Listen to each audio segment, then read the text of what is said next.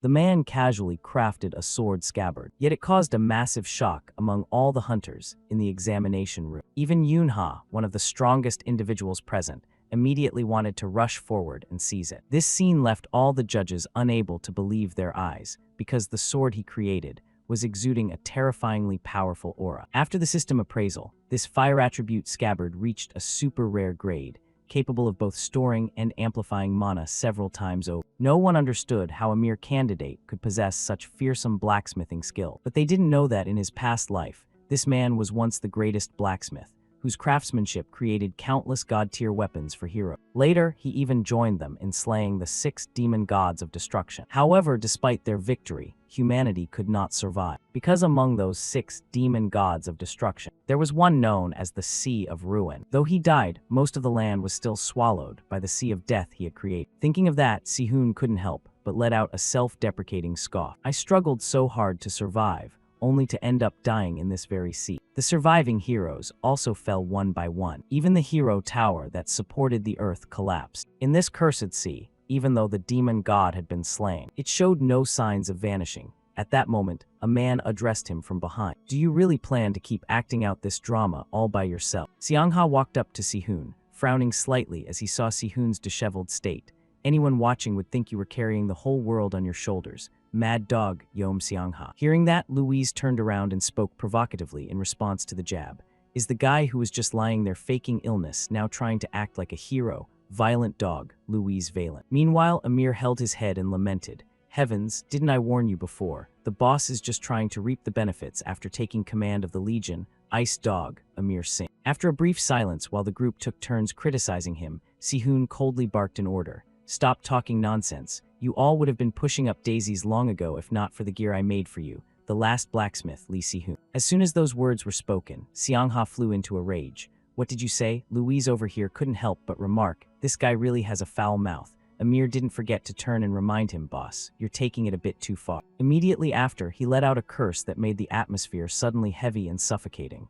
"All of you shut your mouths. If you don't like using them, then give the gear back to me." In that moment, Sihun had only one thought. The 3 standing before me are the 3 dogs. They didn't side with humanity, nor did they belong to those damn demons. They only acted according to their own whims. They always put personal interest above all else. They were the ones who stayed on the sidelines of the war to profit. Despite being selfish bastards to the core, they survived until the final moment and ultimately became the most active ones. Thinking of this, Sihun vaguely wondered, if they had acted sooner, would the result have been better? Once again, his eyes were drawn to the sun at the edge of the sea. Sihun sat flat on the ground and glanced back. Is there anyone left standing? Hearing this, Yom Xiangha clutched his stomach and knelt down, letting out a dry sound. "I've reached my limit. All my internal organs are crushed." Louise looked up at the void and spoke slowly. "The situation isn't much better over here. It seems due to a curse the blood won't stop flowing." While Amir kept moaning that his heart had been pierced and he probably wouldn't make it. Seeing this, Sihun sighed helplessly. "See, you should have all lent a hand from the start." Even as they were dying, he coldly scolded them.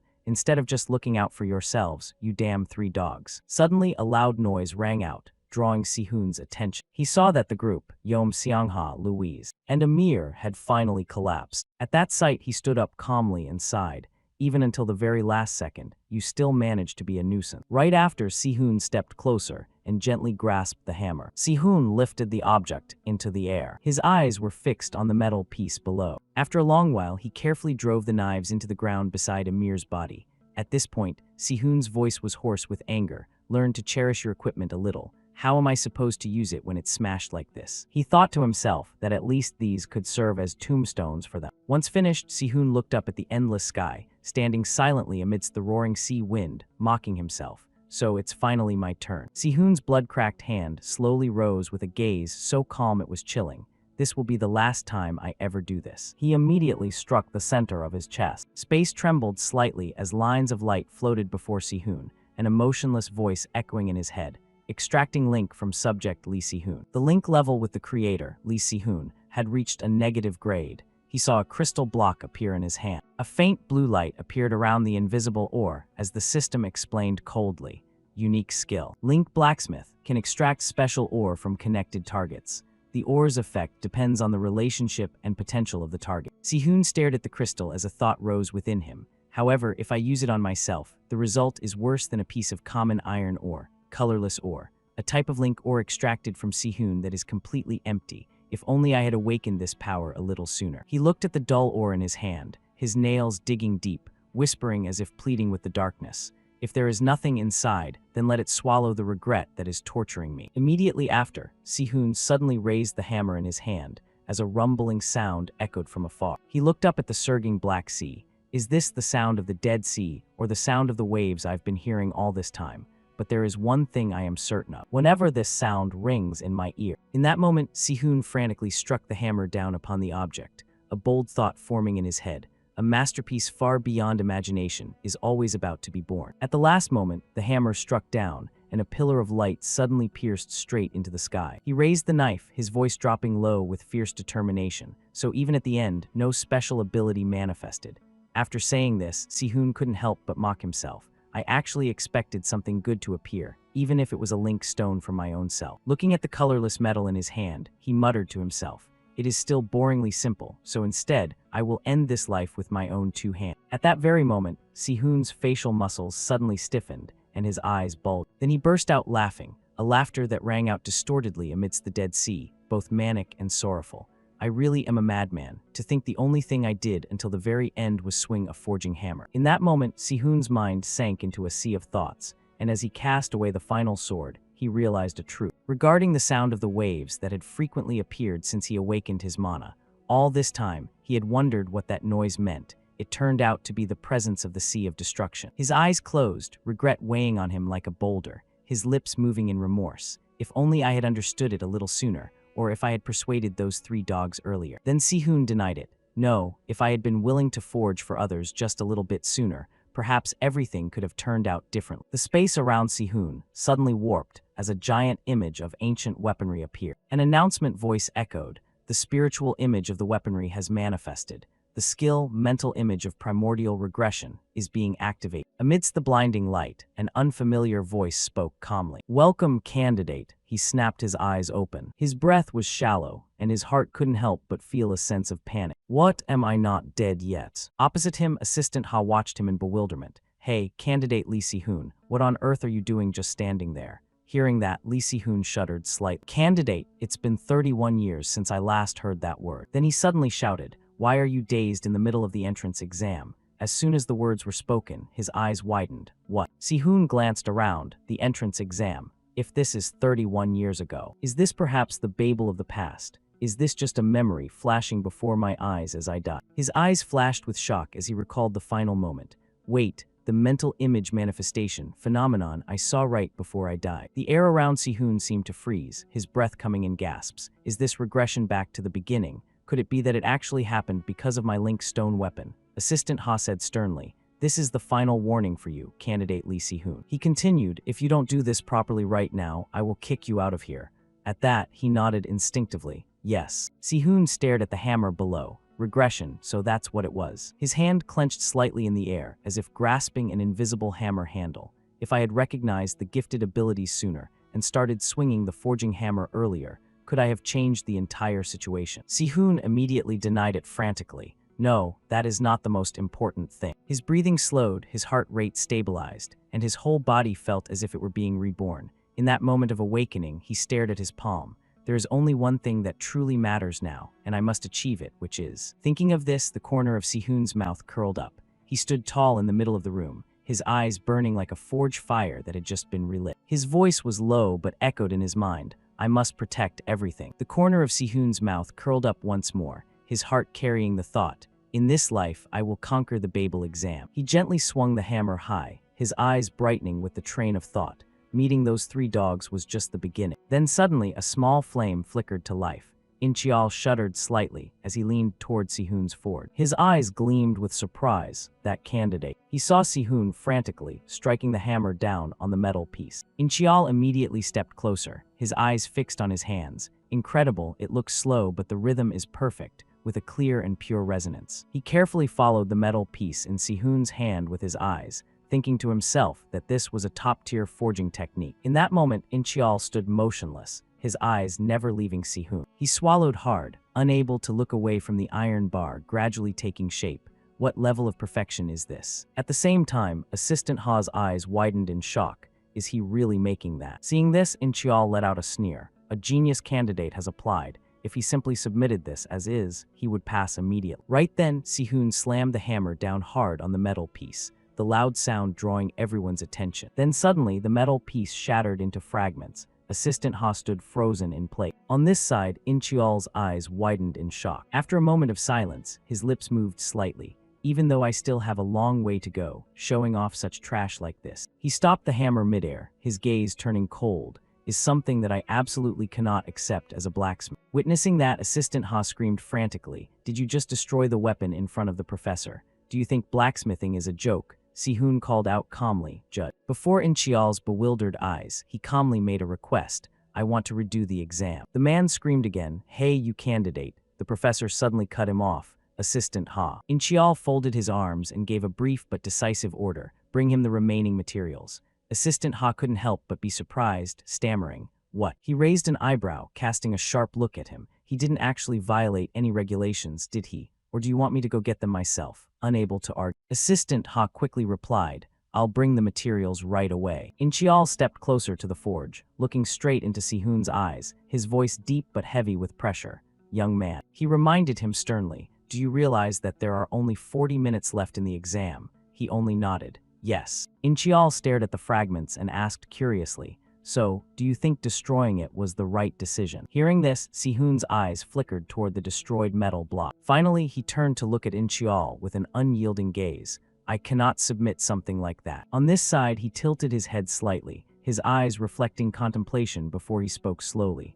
All right, do your best. A long moment later, Sihun's eyes once again lit up with the fire of determination. He took a deep breath, feeling this young but weak body, and told himself tensely, with this body, perfect training is indeed difficult. Thinking of this, Sihun frowned. Mana, strength, and even time were running out. So the best choice in this situation is... Suddenly, a violent, sizzling sound erupted from the forge. Several candidates turned around in surprise. What was that noise? One person shouted in panic. Is that bastard pumping mana into the ignition? Someone rushed forward half a step, barking, Hey, what are you doing? If those stones catch fire, they'll explode. Hurry up it. Meanwhile, Sihun calmly reached out to activate the flame. The entire room went silent, as a 5-colored fire roared to life without exploding. Someone blurted out, What? No way, this madman. At that very moment, an invisible surge of mana suddenly rushed straight into him. At the terrifying sight, several people panicked and shouted, It's on fire. Bring a fire extinguisher, hurry. Assistant Ha's voice trembled as he pleaded, Professor, please tell him to stop. Inchial just replied dismissively, Let him do it. Not to mention the candidates, even you must not react like that. Speaking of which, he signaled seriously. Observe the flow of the flame closely. He couldn't help but feel a bit bewildered, strained. Right before Sihun was the 5-colored fire demon, a high-temperature flame amplified by the resonance of 5 types of ignition. He smirked, his eyes never leaving the flame. It required extremely precise mana control. But this was an excellent technique, one that could even be used with minimum mana. A candidate stammered in disbelief. What? It didn't explode. The other spoke hesitantly. Wait, could that be? Another pointed at the iron bar in the forge, screaming in amazement. The color of the iron bar has changed, seeing the scene. Inchial quickly understood. So that's it. He resonated the ignition stones to intensify the firepower and transform the properties of the iron bar. He cast a concerned look toward Sihun. This will significantly shorten the time needed for forging. However, with only 30 minutes left, the time is still very tight. Thinking of this, Inchial affirmed to himself that his previous forging segment was also excellent, but if that was all there was, he wouldn't be able to finish in time. He saw sharp metal fragments fly into the air. Seeing that, he smirked, his eyes gleaming with a rare light. Immediately after, Sihun grasped the object with his bare hands. Then he slowly placed it inside the forge. Sihun let out several difficult breaths. A moment later, he once again struck the hammer down hard on the metal piece. Suddenly, Sihun's arm stopped in midair. Seeing this, he gritted his teeth as he felt his mana completely drained, his mouth muttering, Damn it, I'm out of mana, and the protective layer is shattering. Curse this weak body. I need to start training the moment this exam ends. Even so, at some point, Sihun's palm had begun to bleed, the fresh blood slowly spreading across his entire hand. In that moment, he had only one thought. I can't waste even a single second. Immediately after, Sihun once again frantically struck with the hammer, having made the decision to push his body to its absolute limit. Right at this time, Inchial's voice rang out. 10 minutes left, 3 minutes, at the final minute. He let out a guttural shout that shook the entire space. 1 minute. The moment the sound ceased, Sihun immediately raised the sword in his hand as Inchial shouted once more, "Stop." Hearing this, he slightly parted his lips and exhaled. At this point, Sihun clenched his hand beneath the table, fresh blood continuously dripping down. Simultaneously, the system's bright screen flashed. Complete. The 5-colored fire sword weapon has been completed. You have acquired the skill, Flame Artisancy. The notification continued to ring in the air. The evaluation result for the 5-colored fire sword is high. Rank, high quality, middle high. Curved sword etched with 5 flames. The flames compressed within the blade react to mana, creating vibrant colors. This item reveals the potential of the blacksmith who created it. The color and properties of the sword may change slightly depending on the nature of the mana infused into it. Someone repeated in a trembling voice, "The rank of the weapon is high." Sihun added, "I hope you checked the detailed description in the information window." It was clear to everyone that this was a passing result. Assistant Ha burst out in excitement, his voice almost a scream amidst the breaking tension. "You passed." Inchial immediately waved his hand for silence. "Quiet down, brat." The assistant immediately lowered his voice. "My apologies, sir." The scene shifted to a room. It was Professor Kim Inchial's office. Inside, he glanced back worriedly. Sihun sat straight before the desk and asked with an unwavering gaze, "Is this sword worthy of submission this time?" Inchial fell silent for a moment, then replied, "For the time being, yes." He exhaled, "You still don't look very satisfied. Li Sihun, I'll be blunt with you." Inchial spoke in a deep, heavy voice, as if carrying the weight of the era. "This place will not be able to meet your standards." He emphasized every single word. "It would be better for you to withdraw your application." Inchial continued in a low tone, "Babel's reputation may be overwhelming, but the metallurgy department has stopped producing any significant achievements." On this side, Sihun remained silent, his eyes narrowing as he looked at the professor.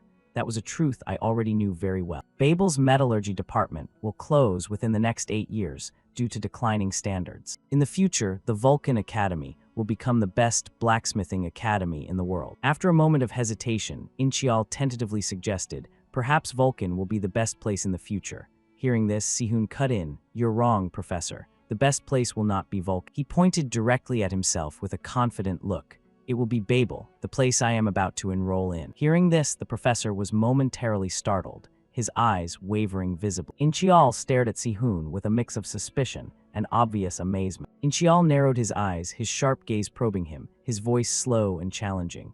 "In that case, you'll need to become the top of the department first. Are you confident?" He answered without a moment's hesitation, "Of course. At least at the student level, no one will surpass me." As soon as he spoke, Inchial's expression changed. He asked sternly, "Do you know the process for selecting the top freshman of the department at Babel?" Receiving the question, Sihun quickly recited the information like a machine. "They select a candidate through a supplementary exam between the top 2 students in the department, and from those candidates, the valedictorian is determined." "That is what I know." Babel Academy broadly divides its students into 3 departments. The Combat Department, Akarqua. The Support Department, The Technology Department, Borsapa. Within each department, dozens of majors are intertwined like roots, and becoming the top of the department means you have received the highest evaluation among those countless majors, and are recognized by all of Babel as a top-tier talent. Back to reality, Inchial clearly showed his tension. His arms were clenched tight enough to tremble. Inchial turned to look straight at Sihun, his voice dropping low with sincerity. "I'll say it again, not as a professor, but as a senior blacksmith." He continued with a dejected tone, "Even if you become the top of the department, it will be hard to expect success as a blacksmith here. Go to Vulcan Academy." Inchial nodded slightly as if he had made the decision for him. "That is the path meant for you." Sihun looked at the man before him with a rare sense of respect, thinking to himself that putting a junior's future above his own position. He truly is a decent person. After a moment of silence, he reaffirmed, "As I said, the environment doesn't matter." His eyes brightened, his voice echoing with excitement. "Babel, where I am about to enroll, will soon become the best place." Inchial was momentarily bewildered. The place where he will become the best. Finally, the corners of his mouth curled up in interest. Inchial couldn't help but laugh, reaching his hand out towards Sihun. "That is a declaration that goes beyond mere arrogance, but for some reason, I don't hate it." He extended his hand, his eyes sincere. "I look forward to working with you." Seeing this, Sihun did not hesitate to firmly grasp Inchial's hand. He gripped it with all his might. Smirking, he replied, "Likewise." Shimmering lines of text immediately appeared before him. A link with subject Kim In-cheol has been established. Link with creator Sihoon is currently at level 1. Extracting link from subject Kim In-cheol. Sihoon tightened his muscles. An object floated right in the center of his palm. A block of metal appeared, fire smoldering within as the system described it. Link, smoldering iron. Rank high quality middle-low, a type of metal that possesses flame. It shares properties with wood and can store fire within itself. At Sihoon's house, he stared blankly at the burning object in his hand. Sihoon rotated the small metal block in his hand. Not too bad, but is this all there is to the side? He pursed his lips while analyzing. Link extraction quantifies the relationship with a specific target to draw out ores that otherwise would not exist. Sihoon stared at the metal block again, his gaze darkening. The problem is the link level is still low, making it difficult to utilize at this time. Looking at the stat window before him, he laughed bitterly. Moreover, compared to the freshmen at Babel, my stats are pathetic. Sihoon looked up and sighed helplessly. It's a shame, but if I consider this the price for returning to the past, it's still quite cheap. He muttered to himself, forcing himself to calm down. That's right, don't rush. Sihoon's eyes flashed with killing intent as he thought of the future. Wanting more than this is simply greed. There's still enough time to crush those bastards from the demon realm. The monsters of the demon realm threaten not just humanity, but the entire planet. The fact that the 6 great demon gods caused the extinction of mankind was entirely their plan. Sihoon stared into the void, thinking that if he wanted to stop them, he couldn't be picky about the means or the methods. He couldn't afford to be unsettled by major future events, so he needed to acquire weapons or skills related to his memories first. He nodded slightly as if confirming it to himself. The first step of the plan, enrolling in Babel, had been settled. Next, just then, a flash of light drew Sihoon's attention. His eyes opened wide in shock. This is... The system spoke solemnly. User Sihoon's link level has reached level 1. Skill, link imprinting has been added. 1 week later, at Babel Academy. The academy appeared under the early morning sun. At the same time, in a corridor within the academy, Sihoon exhaled irritably. Damn it, I'm lost again. Is this the right place? He looked around the wide corridor and stopped when he saw the familiar sign. There it is. The moment he stepped inside, Sihoon cautiously offered a good morning. Someone unexpectedly cut in, candidate Lee Sihoon. After a moment of bewilderment, he transitioned into a state of stunned silence. Michael slowly tapped the desk, speaking mockingly. You look quite relaxed, don't you? Michael raised an eyebrow, glancing toward the crowded waiting room. Don't you see everyone else waiting? Michael Barmut, Vice Dean of Borsippa at Babel. Hearing this, In-cheol couldn't help but speak up. Vice Dean, there are still 10 minutes before the supplementary exam begins. He immediately cut him off. This isn't a matter of time, it's a matter of attitude. Michael's voice dropped. I'll have to warn him about this. On his end, Sihoon was slightly flustered, sighing internally. Not only is the refining department in bad shape, but he's also at odds with his superior. Sihoon's gaze shifted toward In-cheol. Now I understand why he introduced another student. As he continued to look around, Hans turned to look with unconcealed anger. His gaze stopped on Sihoon and scanned him from head to toe. At that, Sihoon froze momentarily, his arms hanging reflexively. After a moment's hesitation, Sihoon spoke slowly. Nice to meet you. In the face of Hans's disdain, he gave a forced smile. This young brat, what the hell? It's been a long time since I've been treated like this. Truly unbelievable. Just then, a voice rang out, drawing everyone's attention. Is everyone gathered yet? Immediately after, a figure appeared under the brilliant sunlight. Seeing this, Sihoon and Hans turned around simultaneously. Michael exhaled. We were wondering when you would arrive, Dean. At the same time, Sihoon's eyes widened the moment he saw the other person. That person is... Yoonha immediately sat down, eye to eye with Sihoon. She stared at him with a cold gaze, her voice low. I apologize for being late. Ryu Yoonha, Dean of the Borsippa department at Babel. Upon seeing her, Sihoon couldn't help but feel a bit bewildered. Why on earth is this woman here? The moment he saw Yoonha, Sihoon stood dead still, his gaze darkening as if looking at a distant memory. I once heard a rumor that she used to work at Babel. Thinking of this, his internal confusion grew. I never expected her to be sitting in the dean's chair now. The S-rank hero, Weapon Devourer, Ryu Yoonha, a superhuman possessing a unique ability that increases strength by absorbing various types of armaments. Before I went back in time, she was merely a regular customer who frequently visited my shop. A long time after that, Yoonha had appeared looking disheveled. Her voice was soft, her eyes curving as if smiling, but deep down hiding an unpredictable sense of guilt.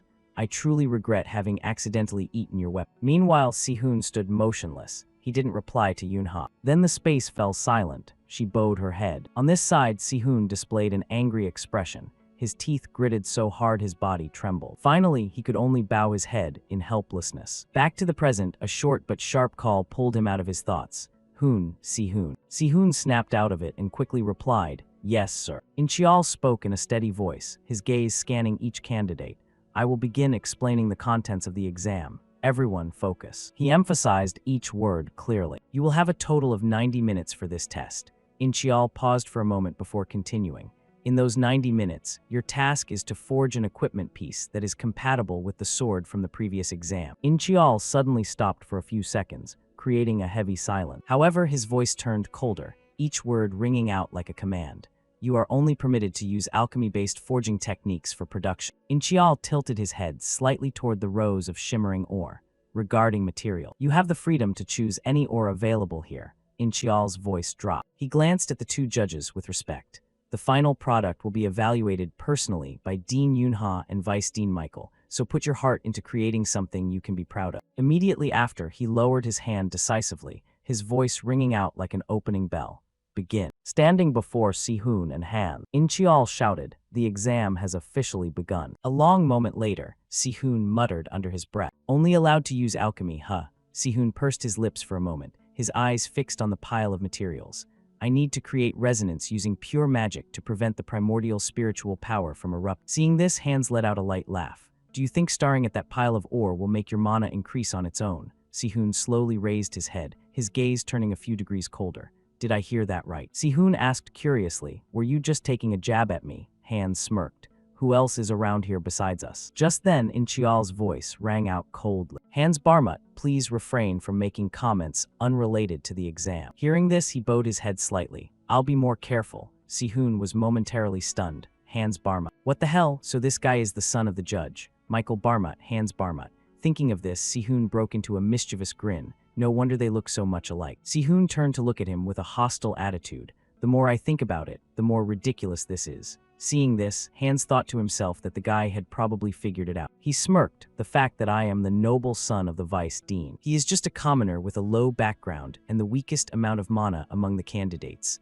I, on the other hand, was born into the Barmut family, legendary for alchemy forging. I possess magical power that can rival a top sophomore." The outcome of this confrontation was already decided from the very beginning. On this side, Yunha watched every gesture of the two. She gave a faint, subtle smile. Lazurite and Hinam Jade, both are materials containing immense mana reserves. Furthermore, they are primordial ores carrying water system spiritual energy. Hearing this, Inchial continued in a low tone. "Water system mana is fundamentally incompatible with fire, making the forging process extremely difficult." Michael smirked. "That's old news. Modern alchemy techniques have advanced far beyond the past." In the face of his arrogant expression, Inchial cut in. "True, the alchemy method isn't bound by space or circumstance, but the production time varies depending on the practitioner and the type of ore.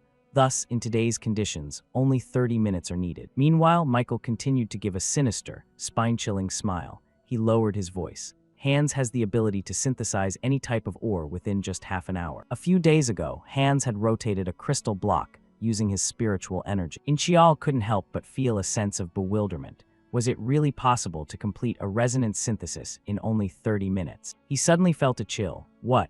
If his skill level had truly reached the point of completing resonance synthesis in 30 minutes, then he had far surpassed the sophomore students, let alone the freshmen. Inchial's gaze swept over him as suspicion began to form. So that's it, compressing the time for magic stone forging, preparing an abundant supply of materials, and then imposing the alchemy forging method. They had intentionally chosen an exam topic that was absolutely advantageous for Hans, who was already excellent at alchemy forging.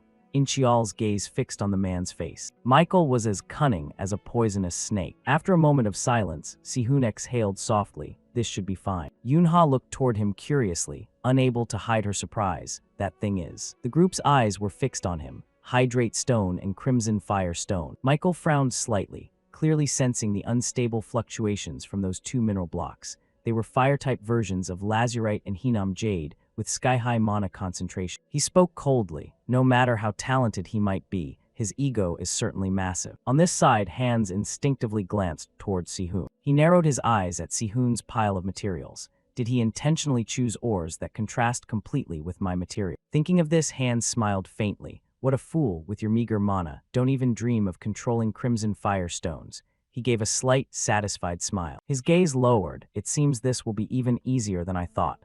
Suddenly, Hans's expression shifted. Returning to Sihun, the system announced, "Contract imprinting skill has been activated."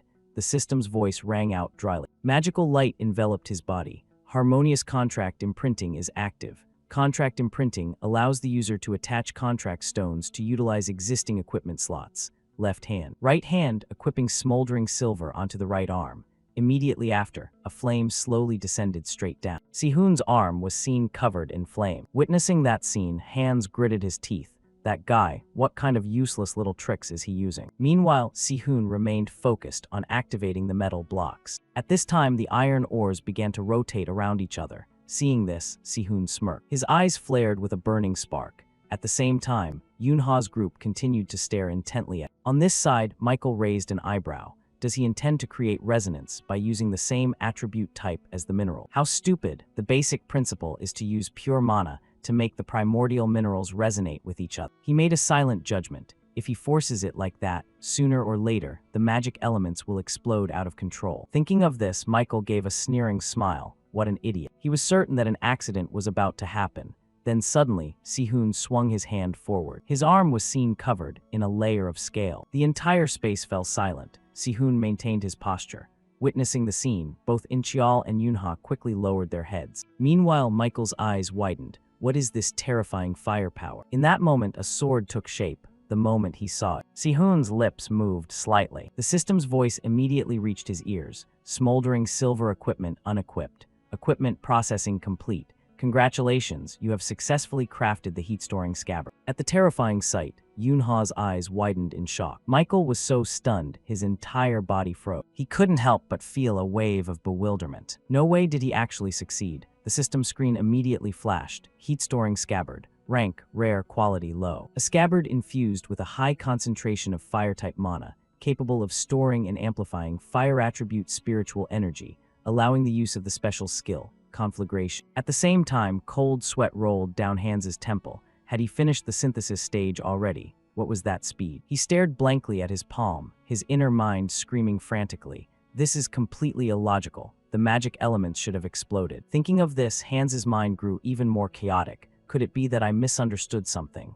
Right at this moment, Michael was startled. He hurriedly shouted, "Wait, stop right now. If you dare to charge primordial spiritual energy into those magic stones then." The sphere in Hans's hand was seen starting to vibrate violently. His vision was suddenly obscured by heat. Immediately after, the sphere unexpectedly exploded. Fragments flew everywhere as a loud explosion rang out. The entire space vibrated repeatedly. That afternoon, at the technology department's examination hall, the scene shifted into the room where crystal shards lay scattered on the ground. On this side, Hans appeared with a scratched face. After a moment of silence, Inchial tentatively spoke. Normally, after undergoing a thorough appraisal process, he paused for a moment, teeth clenched as if trying to swallow unconcealed frustration. One of you two would be nominated for the position of department valedictorian. Speaking of this, Inchial looked up directly at Hans. However, what happened is truly regrettable. In that moment, he drew back, holding his bleeding arm. Inchial's gaze landed on Hans, and then continued. I never expected the exam to end with one side having to give up. Simultaneously, Michael gritted his teeth. Despite his annoyance, he kept his voice calm. Since a student has suffered an injury while taking the exam, the best course of action now is to cancel the results and set another date for a re-exam. Hearing this, Inchial whipped around and sternly objected. We have no right to dismiss the results of an exam that has already been conducted. After all, wasn't that accident the result of candidate Hans's carelessness? He tilted his head, his sharp as a knife gaze sweeping straight toward Inchial, his voice bone-chillingly cold. Professor Kim, it seems you care more about scores than the safety of your student. As soon as the words were spoken, he fell silent, his eyes flashing with a trace of anger. At this time, Michael stood up and continued leisurely. Let's not talk about that yet. Michael walked slowly to the center of the hall. His gaze spun straight into Sihun, as if wanting to strip away his secrets. The fastest resonance speed ever recorded in academic circles is 5 minutes, however. He suddenly raised his voice to nearly a shout. A freshman who just stepped into the school can move mana and achieve instant resonance. Do you find this even slightly plausible? The original essence of the alchemy forging method is a technique created to craft weapons, using only mana in situations where normal forging is impossible. Therefore, the core of alchemy forging is not the traditional forging style, aimed at subduing ore through the blacksmith's life force, but finding the origin of the mineral core and awakening the latent vitality within it.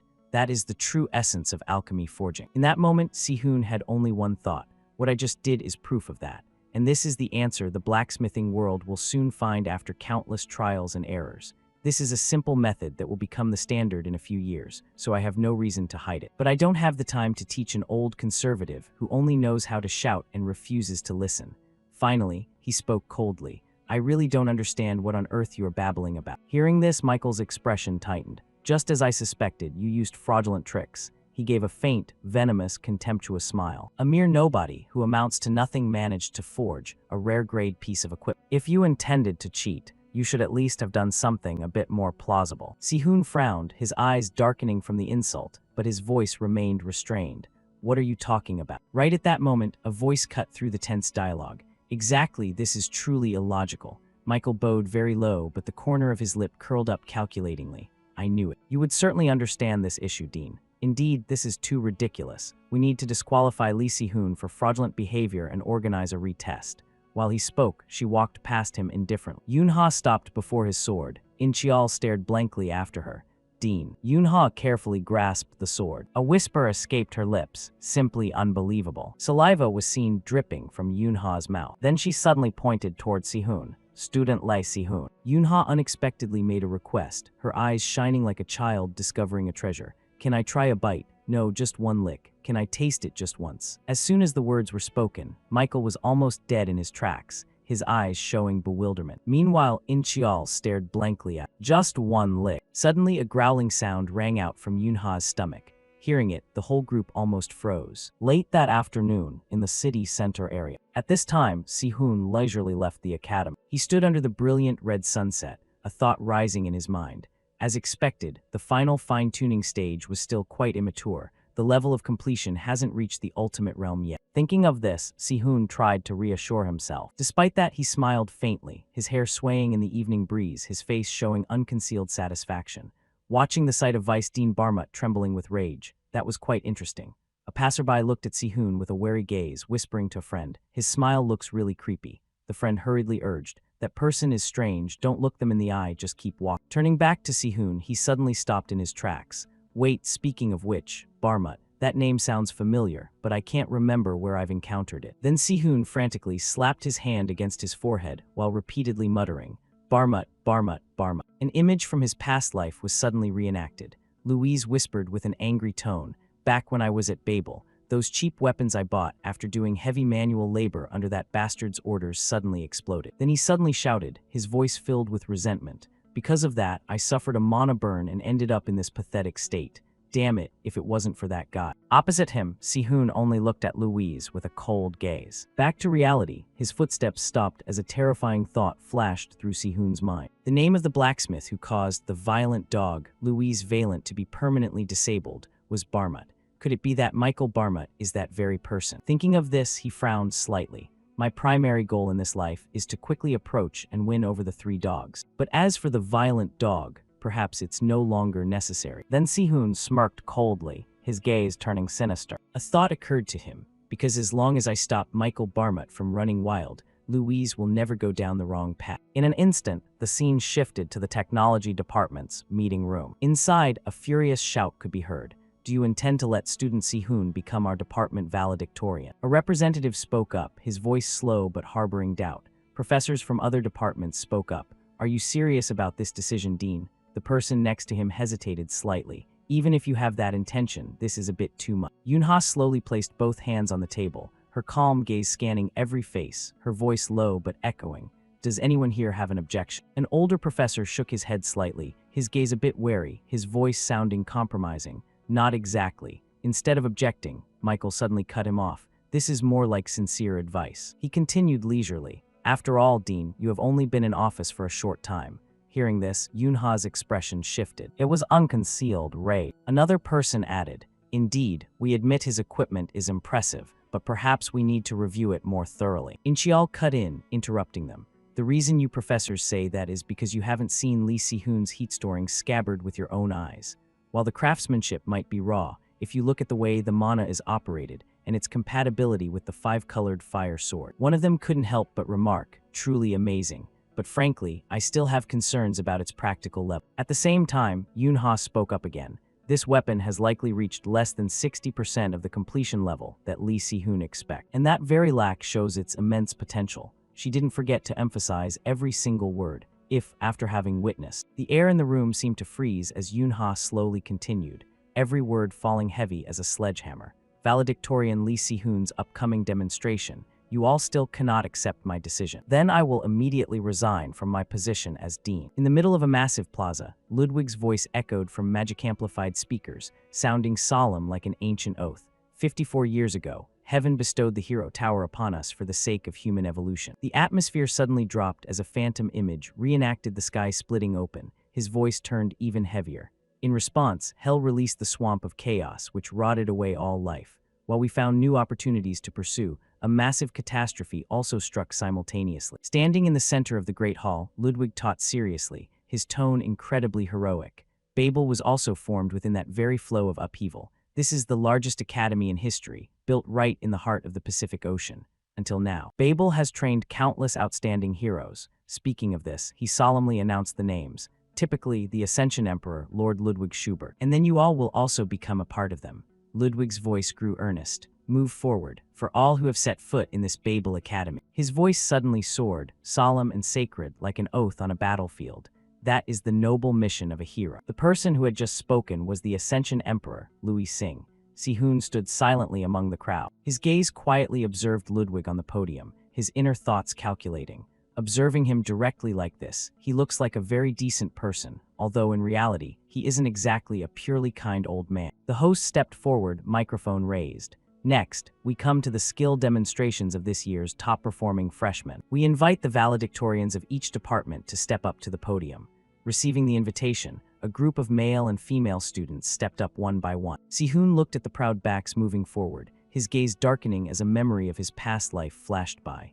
Department valedictorians, huh? In my past life, I used to wonder why so many were so arrogant just because they had good grades at the academy. Right at that moment, the host announced, "Now, we will immediately begin the skill demonstration session." He glanced around, the corner of his lip curling into a forced smile. Watching this, it seems I understand the situation. At the same time, the host raised his voice. The specimen used for the demonstration today is none other than this masterpiece, ladies and gentlemen. As soon as the words were spoken, automaton model number 9 appeared. Upon seeing it, he excitedly introduced, a golem from the manufacturing workshop, automaton model number 9. It even possesses combat capabilities equivalent to a rank C hero. On this side, Si-hoon's eyes were fixed on automaton model number 9. He smiled slightly with interest. A combat-specialized automaton. Since it's not equipped with any specific weapons, it'll probably use martial arts. The host extended his hand toward the arena entrance. The one to open the session first is the representative from the combat department. His voice sounded dramatic. The demonstration will be performed by the valedictorian of Akarquif, Jake Myers. Immediately after, Jake Myers and automaton model number 9 appeared on the stage. Si-hoon narrowed his eyes to observe the dark-haired youth stepping out. So it's Jake. I think he's the third son of the Myers family. Rumor has it he's an eccentric for pursuing martial arts despite being born into a family famous for swordsmanship. It seems those rumors are true. Right at that moment, the host shouted, "Then let's begin immediately." On the opposite side, the automaton's eyes began to glow. That was also the signal for him to start the match right now. As soon as the words were spoken, it pivoted its foot sharply on the floor. The automaton was seen lunging at Jake, as fast as a whirlwind. It immediately delivered a heavy blow. Jake instantly spun his body to dodge. Meanwhile, the automaton frantically swung its fists at him. A moment later, Jake leaped down, his toes skidding across the floor. He looked up at it, "My turn to show off now." After speaking, Jake lunged straight at the automaton without hesitation. His fist could be seen clenching tight. He immediately delivered a direct punch to its body. At that sight, the student stood completely frozen. On this side, Jake continued to relentlessly attack the automaton. Si-hoon's eyes widened witnessing that terrifying explosive speed. What is this? I clearly remember him passing away early in his mid-20s while at rank A. Thinking of this, he couldn't help but feel bewildered. With this level of skill, he should have been a once-in-a-decade genius at Babel. Si-hoon whispered to himself in doubt, Why did he only reach rank A in my past life? Back to Jake, he smirked coldly. Is this all you've got? At the final moment, he swung his hand to end the match with the automaton. Its head was seen flying into the air before crashing onto the ground. Jake pulled back his fist, standing tall amidst the settling dust. He exhaled softly. It's been a long time since I've been able to move this freely. The host's voice trembled slightly. Truly. Then he almost screamed with excitement. What an eye-catching and wonderful performance. Candidate Jake has taken down an automaton with rank C hero strength in a single breath. The host turned toward Jake, unable to help but comment. Truly, the caliber of the Akarquif department valedictorian is on another level. On this side, Sihun frowned slightly, thinking, he really created a massive explosion right from the start. The next person will surely face no small amount of pressure. The announcement rang out again, this time with a completely different tone, calm and solemn. Next in the program, we invite the valedictorian of the support department, student Inao Erica, to perform. He raised an eyebrow as the long, black-haired girl stepped out. So she's the valedictorian of Pressure. There's no need to worry about that at all. Erica, the eldest daughter of the Inao family, one of the 3 most legendary lineages in Japan. She wasn't an ultimate conqueror, but she built a reputation as an S-rank hero with mythic-grade weapons. However, she ended up corrupted into a demon and was eliminated by her own family members. At this moment, Sihun made a decision in his mind, since she'll rot into a demon in the future. Forming a connection won't bring me any benefit. Suddenly, Erica turned to look at him. At that, Sihun froze for a moment, his eyes staring blankly at him. He watched Erica's footsteps in a daze, his mind tangled. What, did she just look at me? At the same time, the host announced sternly, the automaton used for this demonstration is model number 9, fully armored, with defensive capabilities 1.5 times superior to the previous version. He shouted excitedly, shaking the entire hall. Let's see what surprises student Inao Erica has in store for us. Suddenly, Erica pulled out a crow. Her eyes suddenly flared with a light like a demon's, her mouth whispering a command. Advance. As soon as she spoke, the crow flew straight out. It was seen soaring into the air, circling the automaton. Faced with the unexpected sight, Sihun felt momentarily confused. A crow. Simultaneously, the automaton looked up to follow it. Its eyes suddenly flashed a sinister red light. On this side, he watched the automaton intently. He judged that the automaton had shifted into full defensive mode. It would be very difficult to pierce such a solid defense, especially one designed specifically for protection. Back to Erica, her lips moved slightly. Suddenly, the crow spread its wings wide. Its legs extended, revealing sharp talons. One of the crow's eyes also flashed with a blue light. Under the sun, it spread its wing. Suddenly, the crow accelerated and dived straight at the automaton. Below, the space fell into chaos as dust and dirt flew everywhere. Witnessing the scene, Sihun was almost stunned. On this side, cracks had appeared on the automaton's body, and electricity began leaking out. A hole had somehow appeared in its body. Instantly, the automaton collapsed to the ground. Seeing this, Erica beckoned, and the crow returned. The host cheered once more. Incredible, simply extraordinary. With a single strike, the armored automaton has fallen. She has pierced through an opponent with rank C strength.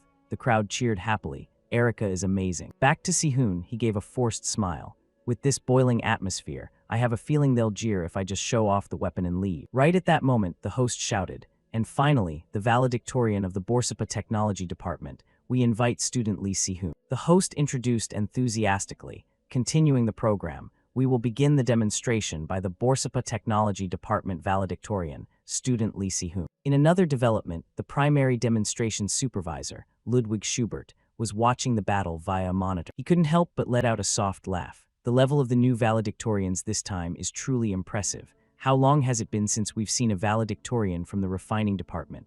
Having said that, he couldn't help but feel a bit worried. Will the pressure be too much for that young boy? Beside him was the secondary supervisor, Dean Ryu Yunha. She stated firmly, there won't be any problems at all. The stands buzzed as Sihun stepped into the light. The host smiled suggestively. Will he bring a performance that exceeds the explosive starts of Jake and Erica? Someone couldn't help but remark, he's so handsome. The host became curious. A rare grade equipment. This is truly unusual for the refining department. Female students cheered excitedly. At the same time, Sihun decisively drew the sword from its scabbard. He swung the sword sharply to the side. His gaze was fixed on the opponent. In that moment, an image of the sword appeared behind Sihun, along with countless functions. A male student spoke up, his gaze half admiring and half doubting. True, for a freshman to craft a rare grade item is miraculous. The one beside him hesitated, but compared to the other departments, it seems to lack a breakthrough. A rustle spread through the crowd as some students looked disappointed. A rare item that looks a bit plain, doesn't it?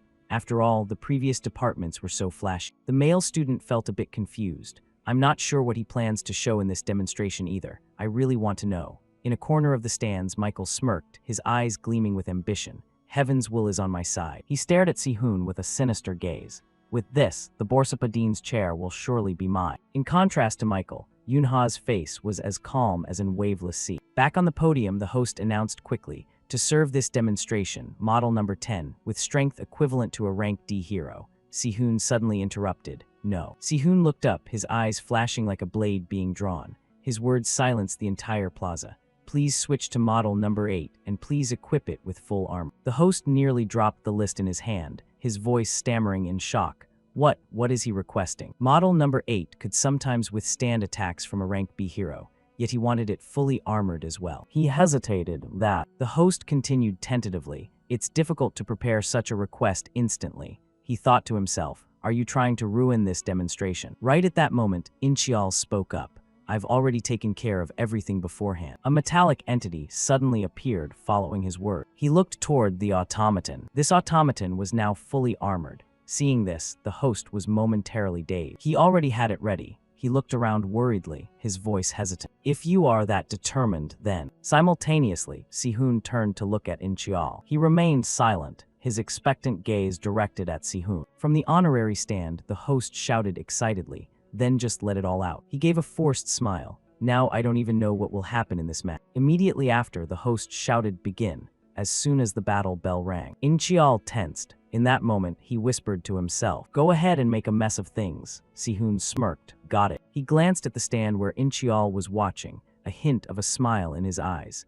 I should probably meet his expectations a little. The sword in his hand was seen, emitting a fierce spiritual energy. Si-hoon leaned forward slightly, the energy swirling in a circle. Witnessing the scene, Jake cheered in excitement. This is insane. At the same time, Han smirked disdainfully. Just flash with no substance. What can someone with such a mana deficit do? The fire energies within the five-colored fire sword were inherently conflicting. This explosion could harm the user if not controlled with a massive amount of mana.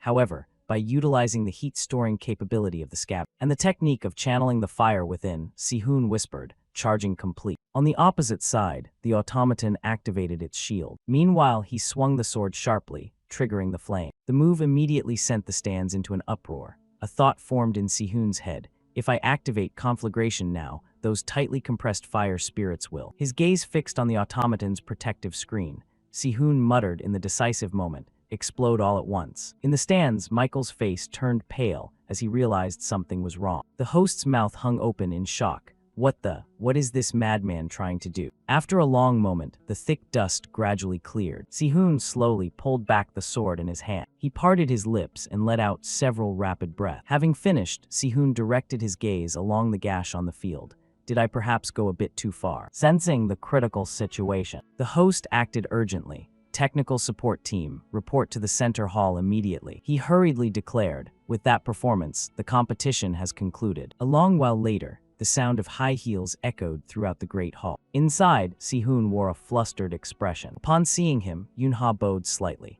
I'm very sorry for keeping you waiting after calling you here. I had to assist in cleaning up the debris at the arena. Si-hoon scratched his head bashfully. Please don't mind it. I'm the one who should apologize. I'm very sorry for causing that scene at the central hall. He suddenly lowered his voice. I should have controlled my power a bit better. She was momentarily dazed. What are you talking about, student Si-hoon? He asked back in confusion. Did you think I called you here to scold you? Yoonha immediately denied it. Of course not. No, the real reason I invited you here is. Right then, her stomach growled again. The strange sound made Si-hoon freeze momentarily. She coughed lightly to hide her embarrassment.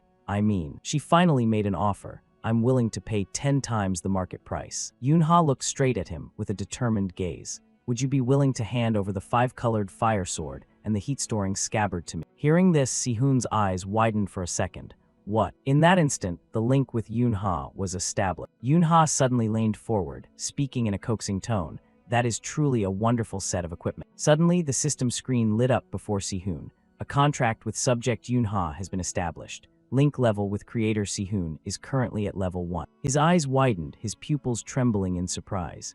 So fast. In my past life, I had to offer her weapons many times before this connection formed. Si-hoon replied tentatively, "Thank you, Dean." He thought to himself, at any rate, this is a stroke of good luck. Magic characters appeared before his eyes, the system voice echoing steadily, extracting contract. The announcement voice became more solemn, as if declaring a rare treasure. Extracting contract from target Ryu Yunha. Contract gluttonous iron. Rank, high quality, exquisite.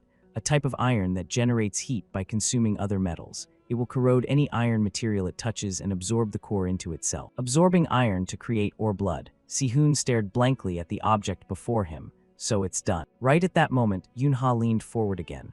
"You're going to sell that item to me, right?" He immediately shook his head. "No, I'm not." At that, she raised an eyebrow. "But you just said it was done." Suddenly, a voice came from outside. "Dean, it's Kim In-cheol." He looked up, his voice clear and formal, as if delivering an urgent command. "The Academy principal has announced that the award ceremony will be conducted immediately." In-cheol turned to Si-hoon. "May I take student Si-hoon with me?" She nodded slightly, her gaze as deep as a rippleless night lake. "I understand." Si-hoon quickly turned to leave. He sneaked a look back. "Then I'll see you later." On this side, Yunha's stomach continued to cry out for help. At the heart of Babel Academy, the glass bridge main building, Marduic Mansion. The scene shifts to the inside of the mansion, where Si-hoon is hurriedly following In-cheol from behind. He whispers a reminder as he walks, his eyes more stern than usual. "Make sure to mind your manners in front of the Academy principal." Not only was he generous enough to overlook you wrecking the hall during the performance. In-cheol pauses for half a beat before continuing, but he is also on a completely different level than the rest of us. He gives a faint smile, his eyes unusually calm. "You don't need to worry so much, sir." Si-hoon quickly steps inside, and Sing looks directly at the young man before him. "You must be student Lee Si-hoon, the exalted emperor, principal of Ludwig Academy. Before I went back in time, he was the hero who sacrificed himself in a solo battle against the heaven-destroying demon god. One of the 6 great demon gods. The image of his death suddenly resurfaces in his memory. A sense of admiration wells up inside him. He truly is a perfectionist. Ludwig speaks up. "The weapons you demonstrated today were all very interesting." He suddenly sighs. "I can't say there isn't some regret, but I have very high expectations for you." Hearing this, Si-hoon freezes in place. Regret smolders in his heart like embers in a forge. Despite being mentally prepared, he feels like throwing the 5-colored fire sword and the fire-storing scabbard back into the furnace right now. Just then, Ludwig makes an offer. "Therefore, in recognition of your talent and effort, I will grant you 2 rewards." He asks seriously, "Tell me, what is it that you need?" Si-hoon's eyes widen slightly. For the first time, surprise is evident on his usually composed face, getting 2 rewards. He answers quickly, his voice clear and without hesitation. "I desire rewards that can help increase my mana capacity and my memory retention."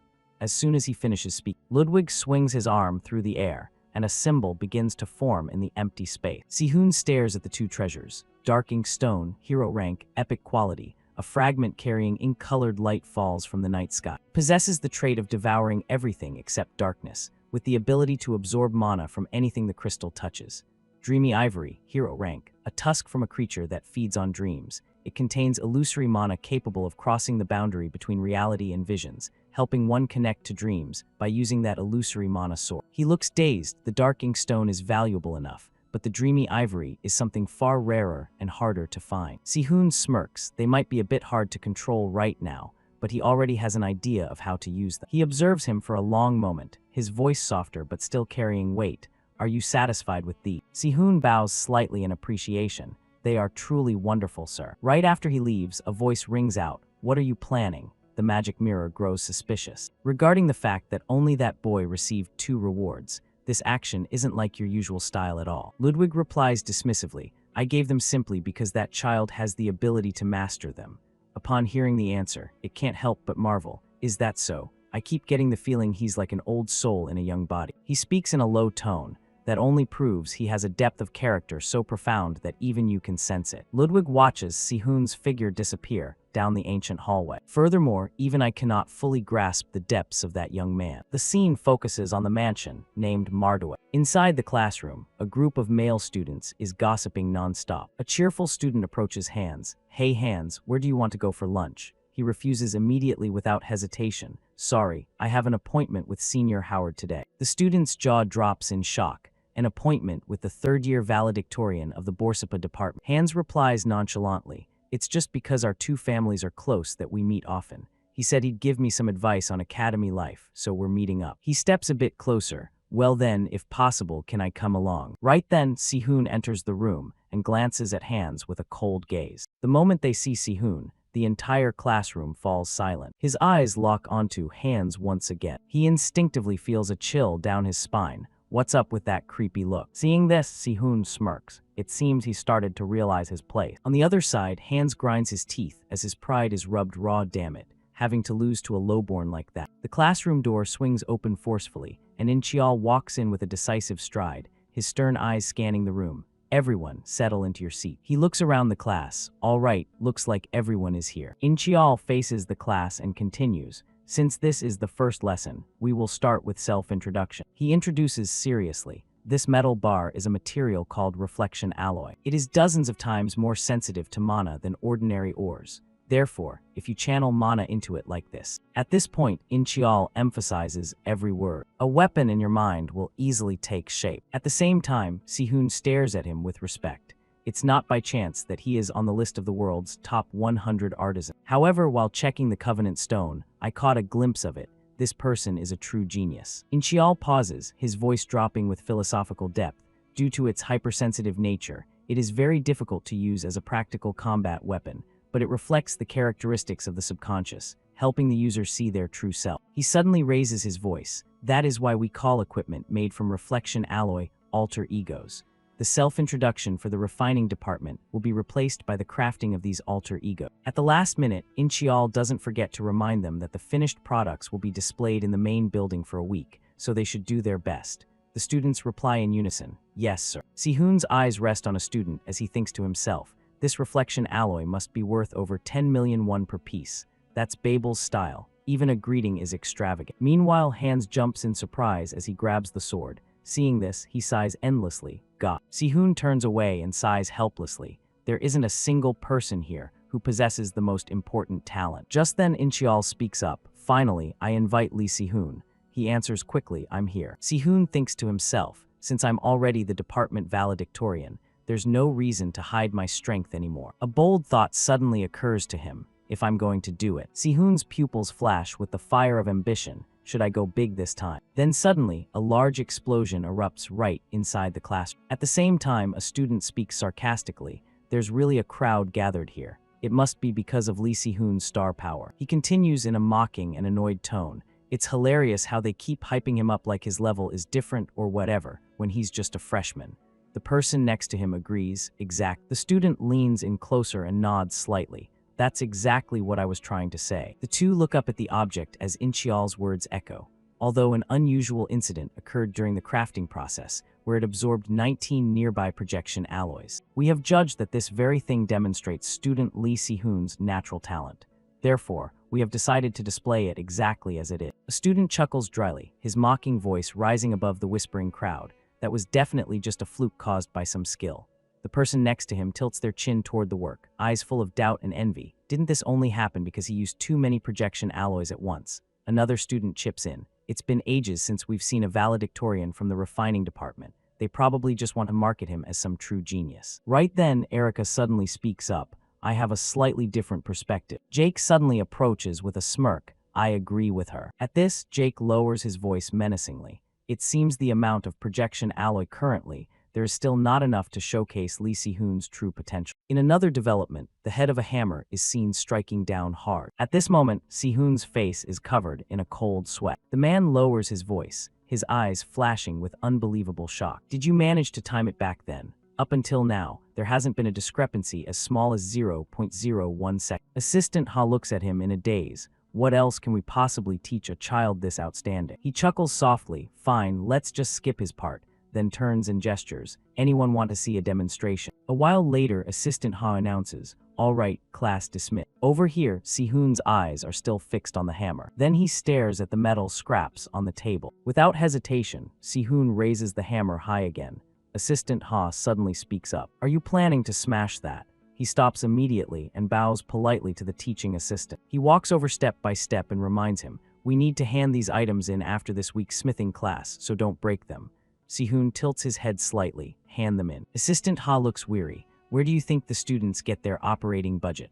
Babel provides support based on the performance of the number of weapons sold to the outside market. He ponders for a moment before questioning. So, what exactly are you dissatisfied with right now? Is it your physical condition or your mana capacity? At the sudden question, Sihun chuckles. Right now, the biggest issue is my body. In that moment, a complex thought crosses his mind. To craft training tools, I need to forge dark stones, but I lack the endurance to perform that task. The assistant tilts his head, his voice suggestive as if offering a tempting shortcut, if it's truly necessary for your training. After a moment's thought, he proposes a solution. Then wouldn't using enhancement charms be faster than physical training? Hearing this, he can't help but laugh. I never even considered that option, because it was something I always avoided before going back in time. The corner of Sihun's mouth curls up as if he's found a new path.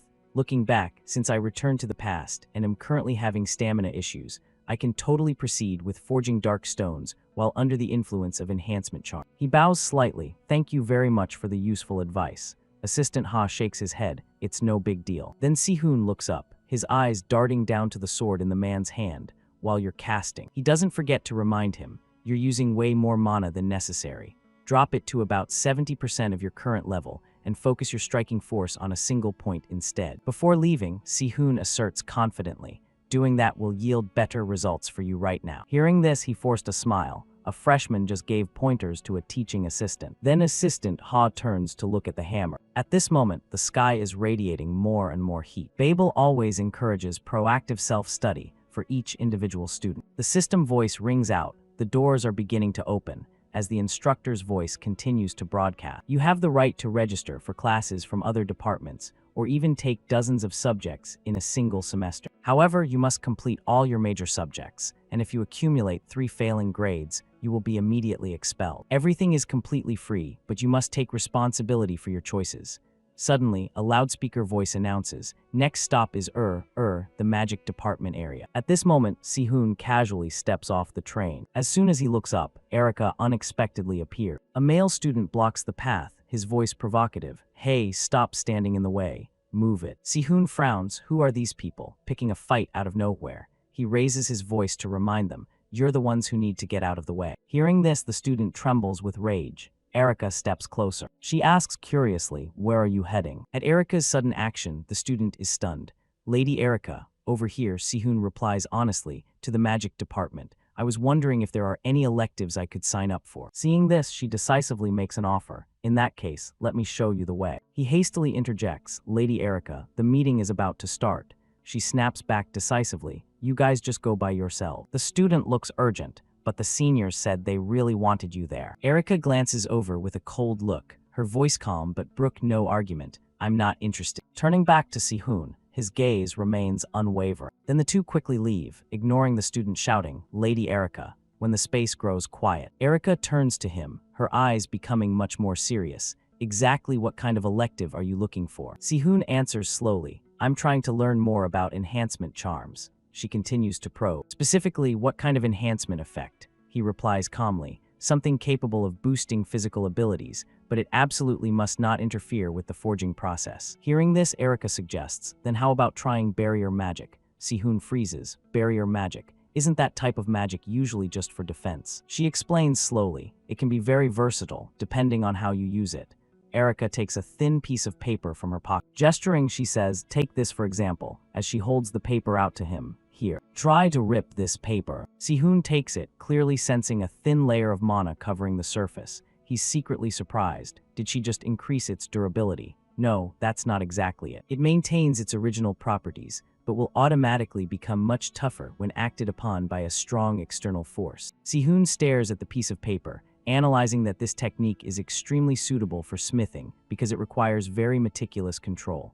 Erica chuckles softly. For complex applications like this, you'll probably need help from a professor. He looks at the paper innocently, feeling suspicious. Hey, this magic formula looks very familiar.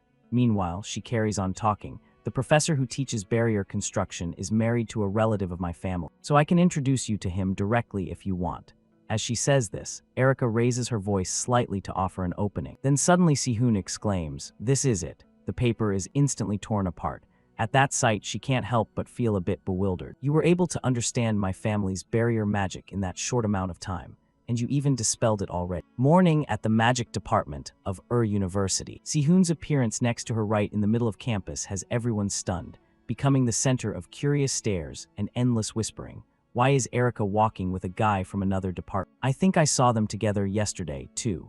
If I remember correctly, they appeared together at the recent exhibition as well. Amidst the fixed stares and whispering throughout the campus, he can only sigh helplessly. Rumors really do spread fast. Why can't these people mind their own business? It's ridiculous. If Erica really had feelings for me, there would have been some kind of connection between us. Anyway, I wonder what criteria they use to pick people for the class. I registered for this course, but they required a pre-test. Erica immediately speaks up to introduce. This is the location for the barrier structure exam. Sihoon starts looking around suspiciously and asks, "This forest?" Other candidates are cursing in frustration. Damn it, what backwater neighborhood is this in? He quietly observes the forest ahead and thinks, are we playing a treasure hunt for an exam? This is starting to get annoying. Could they have used a barrier to hide something or? Sihoon accidentally steps on a strange spot, causing the barrier surrounding the forest to shatter instantly. As soon as the barrier breaks under Sihoon's feet, a teaching assistant immediately appears and announces clearly,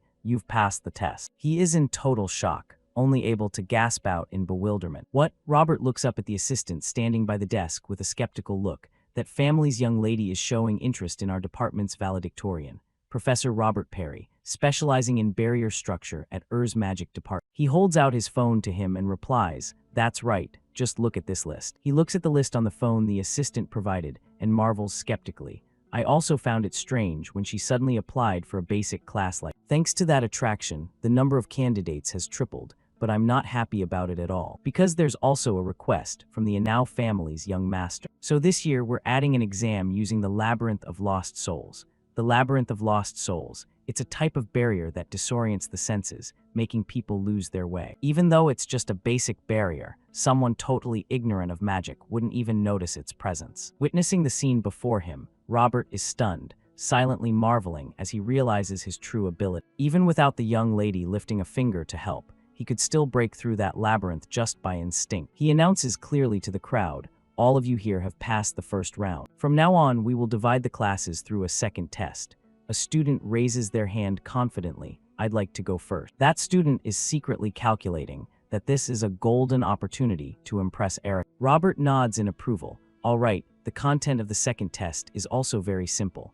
Use your mana to dismantle the active barrier in front of you. I will evaluate based on completion time, so be fast and accurate." The competition begins. A barrier using spider webs with a spider at the center acting as the core. This spider will continuously hide when it senses mana traveling along the threads, and as long as it exists, the web will regenerate forever. Seeing the barrier before him, the student who volunteered suddenly freezes, calculating tensely. To surround the entire magical structure the usual way, my mana isn't enough. In that case, I'll use speed to overwhelm it. He looks down at his watch and comments sternly, 2 minutes 23 seconds. You need to focus more on understanding the structure of the barrier. Still, this result isn't too bad. That student glances at the young lady hopping for encouragement, but Erica's face remains expressionless, as indifferent as a still lake, leaving the student to only bow his head in regret. "Thank you, Professor." Then Robert barks out an order. Next person, hurry up." After everyone has had a turn, he states helplessly, "All of you will start from the basic class." Next is Erica and Al's turn. Please begin. Erica stepped forward with an unusually calm demeanor. She only gently placed a single finger on the barrier. The entire circular barrier suddenly flared with light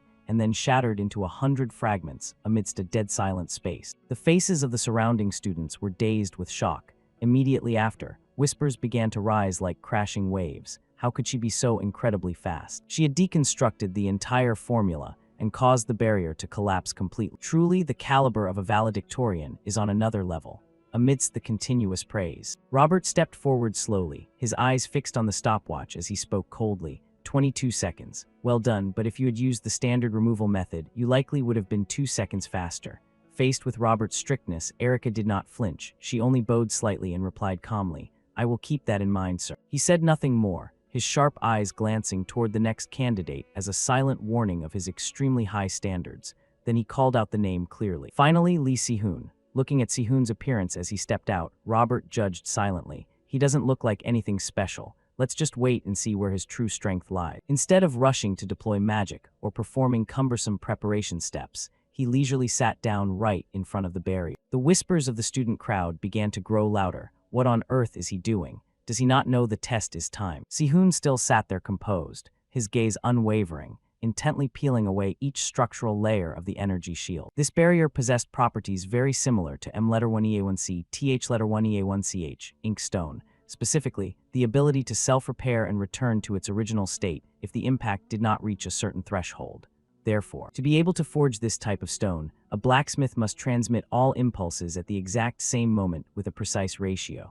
Robert finally lost his patience. He strode forward and questioned, "What kind of trick are you trying to pull here?" "Listen to me first," her voice cut in. "Just leave him be." Faced with Erica's authoritative request, he could only fall into a helpless silence. Robert said nothing more, his lips pressed thin as he stepped back. In the absolute stillness, Si-hoon's mind was still operating at maximum speed. "So if I do this, could I perhaps retain the impulses that have accumulated within the stone block, instead of it shattering or vanishing as usual?" As soon as his finger touched the critical point, the entire barrier suddenly erupted in a violent blaze. Amidst an atmosphere thick with astonishment, Si-hoon only spoke in an ordinary voice, as indifferent as if he had just finished a trivial chore. "It's done." With just this, he thought to himself, "I can forge the ink stone now." Si-hoon stood up, stepping through the ruins of the debris with a nonchalance, as if its existence had never meant anything at all. The barrier having vanished, he stood up and walked away decisively, ignoring all the gazes around. The teaching assistant looked at the watch and announced,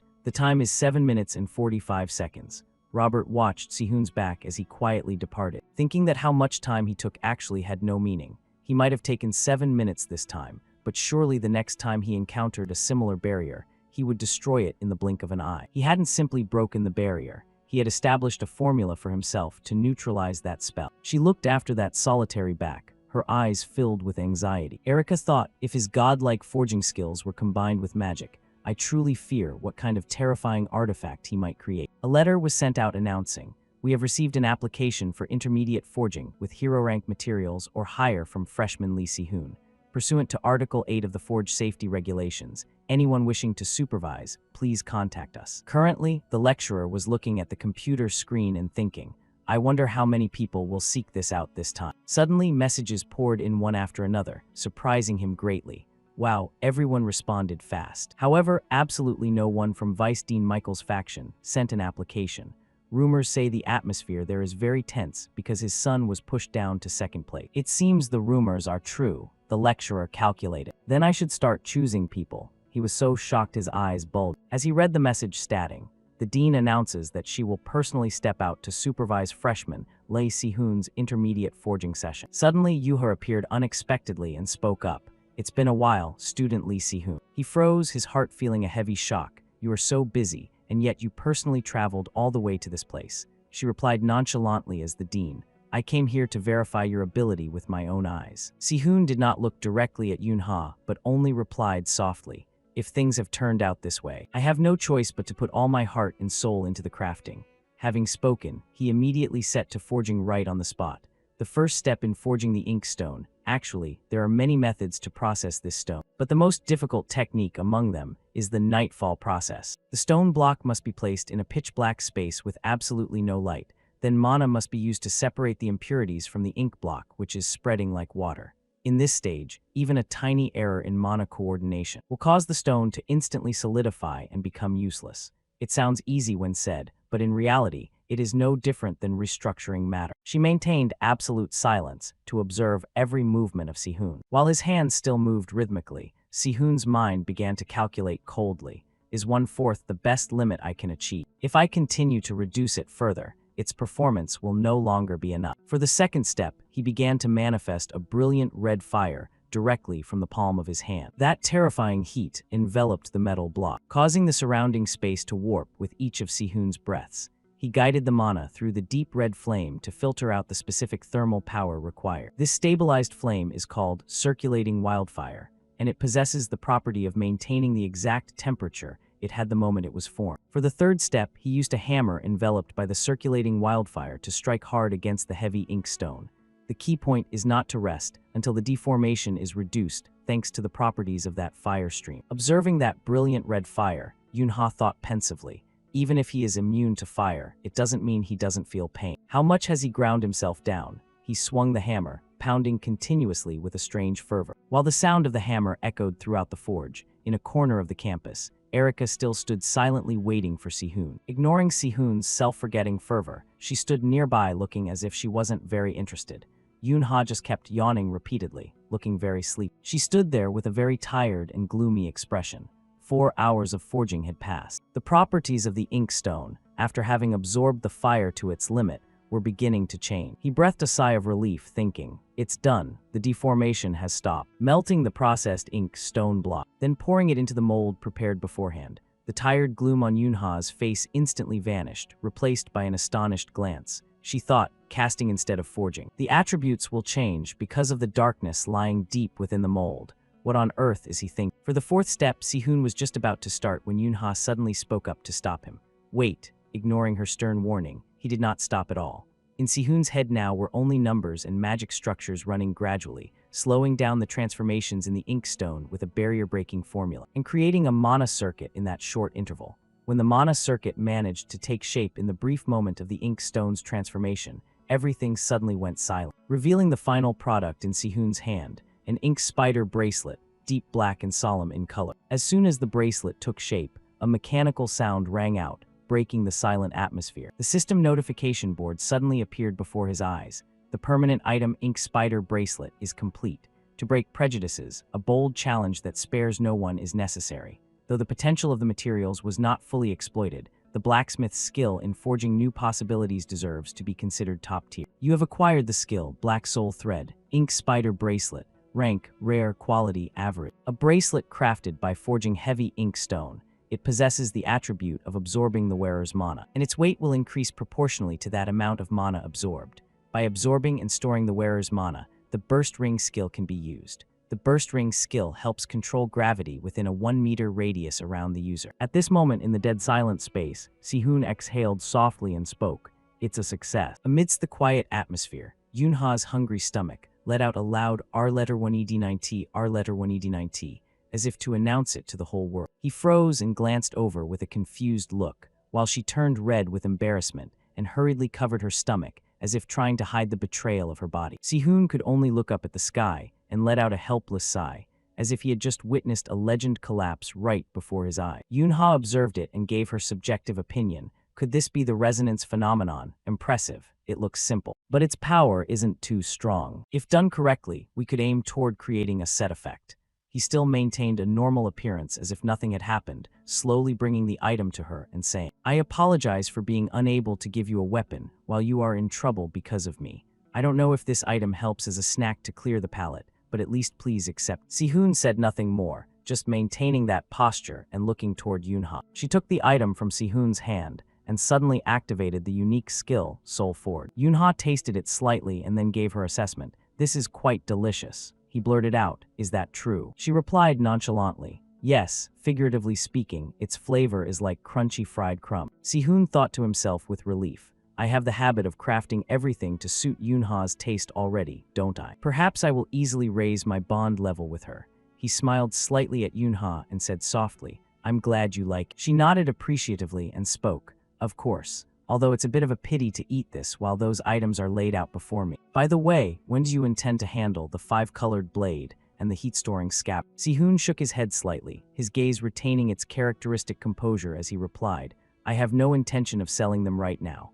Yoonha paused slightly, her face full of question mixed with a bit of impatience as she pressed, "I'm sorry, what do you mean? Is the price still not high enough?" He answered calmly, "I will keep them to prepare for the conquest class." Sihoon smiled slightly and thought, "And besides, there is a saying that hunger is the best sauce." He nodded slightly as a promise and stated, "Once I have equipment worthy of giving you, I will let you know first." She blushed with embarrassment, brushing aside the awkwardness to regain her composure, and said, "I will look forward to that." "Is the forging finished for good now?" he replied. "Yes," Yoonha spoke up to remind him. "Then let's leave, the staff will come to clean up." Sihoon replied hoarsely, "Good, because I don't have a shred of energy left to clean." While walking, he suddenly felt dizzy and fell backward. She hurriedly caught Sihoon. Yoonha asked worriedly, "Are you okay?" He steadied himself and replied, "Ah, yes, I'm fine. Perhaps I just distributed my stamina a bit incorrectly." She immediately made an offer. "Let me take you back to the dorm. Or are you perhaps afraid of heights?" Sihoon replied decisively, I am not. Immediately, Yunha scooped him up in her arms in a Princess Carry,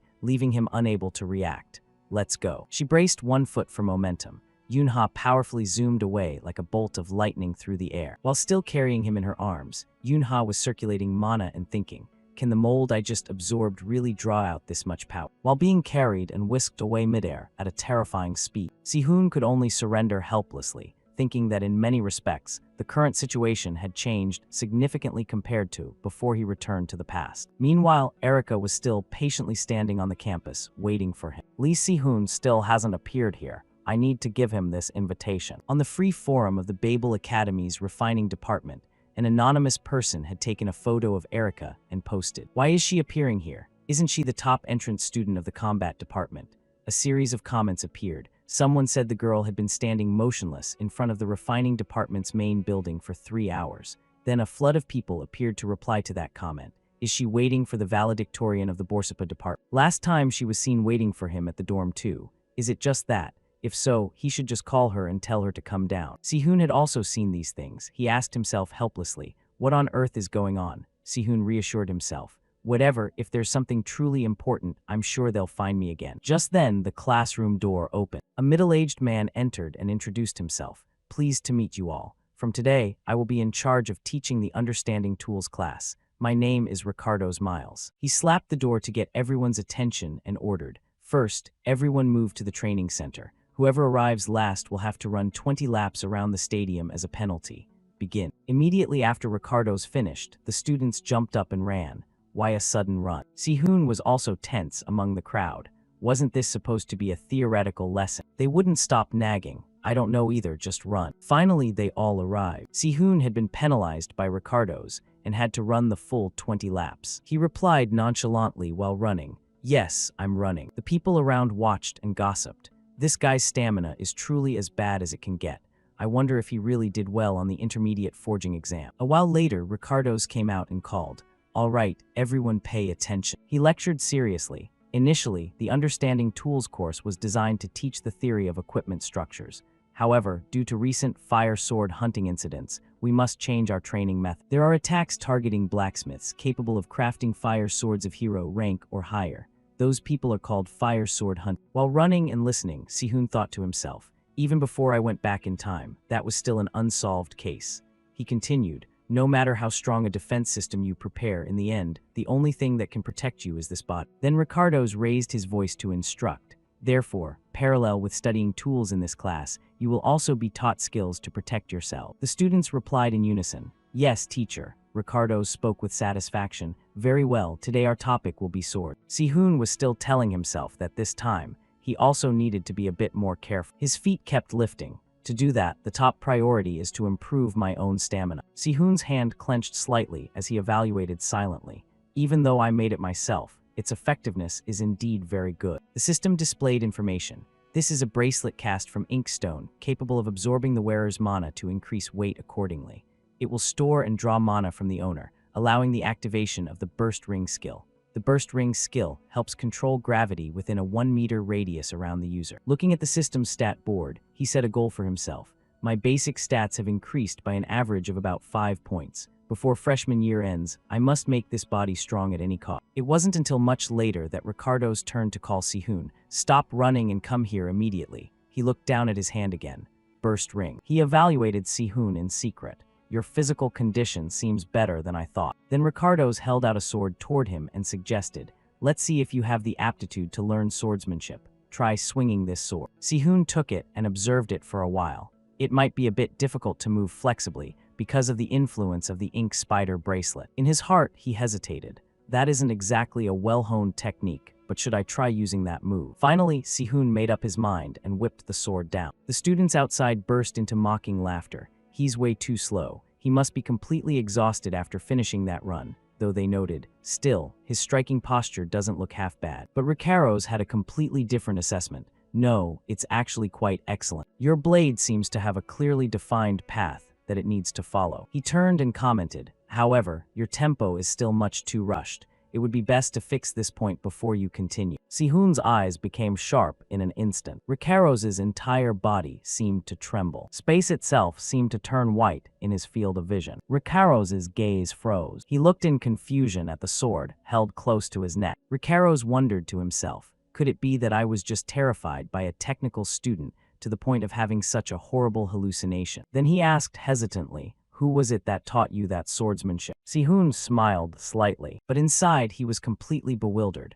Why did that move actually work? He once told me it was just a technique created on a whim in under 10 minutes. Sihun recalled old memories where Guangsu had scratched his ear and said, "Look, I told you I'd pay you back next time. Everyone has times when they're short on cash, so why do you have to be in such a rush?" He kept begging, "Can I use a technique instead of money? I'll teach you one, so please just stop what you're doing." Returning to reality, Sihun scratched his head in confusion and lied, "I just often watch videos of other heroes battle." Ricardo's didn't believe him but still smiled and asked about his swordsmanship. "Do you really want to be trained properly?" He offered, "I will prepare a letter of recommendation for you to join the body control class at Akarquif." That afternoon at the Akarquif Center, Sihun stood dazed in the middle of the crowd. Ma Guangsu was stomping his feet in a rage. "How many times do I have to say I have nothing left to teach you?" But Jake still wouldn't listen. "Please don't treat me like this, sir." He was a retired S-rank hero and a regular customer, Ma Guangsu, the man known as the Sword Breaker. Sihun found it a bit hard to believe. Is this guy who is always drunk and immersed in gambling really a professor? Seeing him appear, Guangsu asked, "And who are you?" Sihun held out the letter and introduced himself. "I am Li Sihun, a first-year student in the metallurgy department. I'm here because of a recommendation from Professor Ricardo." He was a bit surprised and asked, "Ricardo's was the one who recommended you?" Jake also scrambled up to explain, "That kid is this year's valedictorian for the Borsapa department." He gave a blunt assessment. "No matter how you look at him, he seems completely ordinary." Then Guangsu questioned, "Hey kid, do you really desire to learn from me that much?" He affirmed excitedly, "Yes, that's right." Hearing that, he pointed at Sihun and proposed, "In that case, if you can defeat that kid, I'll agree to take you on." He arranged a match for the two of them, just a single round, where whoever landed a valid hit on the opponent first would be the winner. Guangsu waved his hand to signal, then let the match begin. As soon as his voice trailed off, Jake quickly charged forward. Sihun remained standing still, gripping his sword tightly. Guangsu felt a bit suspicious. Is relaxing a way to optimize flexibility by eliminating all muscle tension? If that's the case, the most basic counter should be grappling instead of a direct strike. Meanwhile, Jake swung his arm to attack. Guangsu sighed in annoyance. "This is exactly why I hate show-offs, always worrying about mental calculations instead of actually fighting properly," he complained. "This isn't fun at all, what a buzz." Immediately after, Jake rushed in and grabbed Sihun's waist. He gritted his teeth in surprise. What kind of crazy strength is this? Then Sihun told himself, but he activated the burst ring skill. Power surged from it in a blinding flash of light. Sihun had successfully turned the table. He hissed in a bit of pain. Sihun's fist was right in front of his opponent's face. Blood was also dripping down from his nose. Seeing this, he smiled slightly and asked, "It seems I was a little bit faster, wasn't I?" The space quickly became quiet for a moment before Jake finally spoke. "That attack just now was truly..." Before he could finish, Guangsu ordered, "Everyone, disperse. I remember promising to teach you if you won." Hearing this, Sihun sat up and proposed, "Since he lost to me, shouldn't you be teaching me instead, Professor?" He used a bit of provocation. "I never expected the valedictorian of Akarquif to lose to a Borsapa student. Just hearing about it sounds pathetic." Jake stood there stunned, pathetic. Seeing this, Guangsu also spoke up. "That's true. Maybe I should straighten this idiot out a bit so he's strong enough to look after himself." He turned excitedly and exclaimed, "In that case," he reminded, "I'll arrange a time and send it to you. Remember to be there on time." This made Jake extremely happy. He bowed deeply and expressed, "I sincerely thank you, Professor." Guangsu sighed in annoyance and waved him off. "If you're done, you can leave now." Then he turned to Sihun and said, "I still have private matters to discuss with this kid." Once they were the only two left in the room, Guangsu proposed, "Show me that sword technique you used against Ricardo's again." He responded quickly, "I understand." Sihun looked at him tensely. Then he lunged forward with the sharp blade in his hand. However, in a split second, Sihun's sword was knocked away by Guangsu. He stood there dazed as he heard the assessment. "This is a move intended to take down an opponent at first sight." Guangsu stated coldly, "The idea is good, but the execution is still very crude. Do you think it's normal for a sword technique to reveal its weakness on only the second use? He scolded angrily. If anyone dared to teach this to others and call it good, I would definitely break his limbs. But Guangsu didn't know that he was the one who had taught it. Guangsu sighed and proposed, just you wait and see. I will build a complete body on top of this flimsy technical skeleton of yours. Si-hoon asked nonchalantly, so that means I'm officially enrolled in the class, right? Guangsu, full of questions, confirmed, of course that's right. Hearing that, he felt relieved and bid farewell. Then, if I may, I'll take my leave for today. After Si-hoon left, Guangsu glanced after him and reflected, this kid is really stiff. Once outside, Si-hoon sighed in annoyance, acting like he's so noble even though he's just providing after-sales service. Just then, Jake stepped up to greet him. Hey, you. He replied in surprise, you haven't left yet. Then he took out a letter and said, I have something I want to give to you. Si-hoon gasped in confusion. What is this? So he explained, an invitation to join Noblesse. Basically, it's a gathering for students from prestigious families. Si-hoon realized in his heart, could Erica have intended to give this to me from the start? Jake spoke up excitedly. There are a lot of snobs there, but I think this would be a good opportunity for you. However, Si-hoon hesitated. I'm not sure if I should just accept something like this. He smiled brightly and expressed, it's thanks to you that I got into that class, so I should at least show my gratitude like this. Seeing this, Si-hoon also smiled and said, thanks. A while later on his way, he silently assessed the electives he had registered for so far, barrier structure and body control. I also want to try an elective from the Borsapa department. Right now I'm weighing between alchemical curses and enhancement. Because he was distracted, he accidentally bumped into someone. Si-hoon stopped and apologized. Excuse me. His gaze suddenly froze. It turned out a girl had grabbed his wrist and was scrutinizing it. Did you make this yourself? Si-hoon stated bluntly, and what if I did? Then she proposed, how about I perform an enhancement on it for you? The system quickly displayed a notification that a link with a target named Lee Claudel had been successfully established. Lee Claudel was someone capable of upgrading equipment by 2 whole tiers through enhancement, a genius among geniuses who had crafted legendary tier equipment, the one known as the person who revolutionized the entire enhancement industry. Lee screamed out in shock, inkstone at a rare level. She studied it incessantly. If I just add a few formulas here. No, it's too wonderful to stop at just this level. Then Lee held her head wearily. It's no good, how am I going to solve this dilemma? Witnessing the scene, Si-hoon silently assessed, I never expected her to be such a weird person. Then he asked nonchalantly, is the equipment not good? Lee quickly presented the issue. The problem is that there are too many things I want to do with it. It's forged from inkstone, but why is the compatibility so incredibly high? There are so many formulas I could apply that I can't decide. Hearing this, Si-hoon placed something on the table and said, in that case, this should be fine. Seeing her confusion, he reminded her, there's still more. Si-hoon warned carefully, furthermore, it has a resonance phenomenon, so please keep that in mind. Lee asked excitedly, you, just who the heck are you? He introduced himself nonchalantly. I'm Lee Si-hoon, a first-year metallurgy student and this year's Borsapa valedictorian. She was utterly surprised and marveled. A freshman, that's incredible. I'm a third year in the enhancement department. Just then someone walked up and interrupted their conversation. I have something to say, follow me for a moment. Si-hoon quickly recognized her. Wasn't that Erica's errand boy? Lee stood up irritably and scolded. Can't you see we were talking first? He finally lowered his voice and spoke. I want to settle this amicably, so please give me a few minutes. Si-hoon replied coldly. If you have something to say it right here. So he sighed and proposed. Apologize for your rude attitude toward Lady Erica. You dared to tear up the invitation the lady gave you right in front of everyone. Si-hoon exclaimed in confusion. But the lady herself asked me to tear it up. His eyes immediately became angry and he scolded. Of course, you have your own excuses. If only you hadn't accepted the invitation from the Myers family. Si-hoon questioned irritably, did Erica send you here? He quickly denied it. No. This is entirely my own personal intention. Just then Lee also burst out laughing mockingly. Yeah, sure. She bluntly exposed him. Is there anyone who doesn't know you're the young master's trusted subordinate? This made him furious. How dare a piece of trash like you? You might be delusional right now, thinking you're someone special. He criticized Si-hoon, but Babel has no shortage of geniuses who are far beyond your level. However, he replied dismissively, when you say that, are you referring to yourself? Si-hoon's words hit him like a bolt from the blue. The man shouted angrily, shut up right now. Si-hoon watched his power erupt, but still nonchalantly reached out his hand. With just one hand, he was able to resist the phantom beasts charging at him. A surge of mana suddenly vanished, and he remarked, just as I suspected, that wasn't created purely from mana. You used double swords as a medium to attack even though they were just phantom. This made him so terrified he began to stutter. How could you possibly? Sihoon replied nonchalantly as he spun the weapon in his hand. Who knows? He laughed excitedly and marveled. That sounds pretty tasty.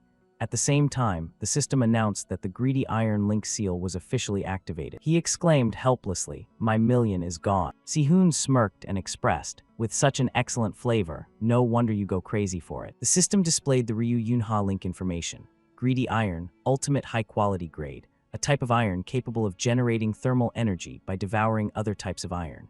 It corrodes metal upon contact and absorbs their cores into itself, hunting and consuming iron to produce mineral blood. Remaining durability 78%. Burst ring in a split second, Sihoon lunged forward. He punched the guy square in the stomach. This sent the man collapsing to the ground on the spot. Sihoon turned to call out to Lei, "So, senior." He glanced at her and asked, "Are there any lectures in the enhancement department that you think are worth recommending to me?" Lei's face suddenly turned red, and then she spoke up. "Ancient enhancement. There's an extremely outstanding senior. They're named Lei Claudel." After leaving, the man clutched his stomach in pain, muttering, "Damn it." He couldn't stop grumbling, unable to believe a freshman possessed such staggering reaction speed. Just then, Erica appeared in front of him. "Excuse me, I'd like to borrow that short sword to examine it for a moment." He jumped in surprise and shouted, "Lady Erica, when did you get here?" Then the subordinate respectfully handed it over to her. "Here, it's right here, my lady." Erica looked at the sword in her hand and reminded him, "There's no need for you to report this incident to my brother. As for the head of the house, I will speak with him privately later." He scratched his head in confusion and replied, "Yes, I understand."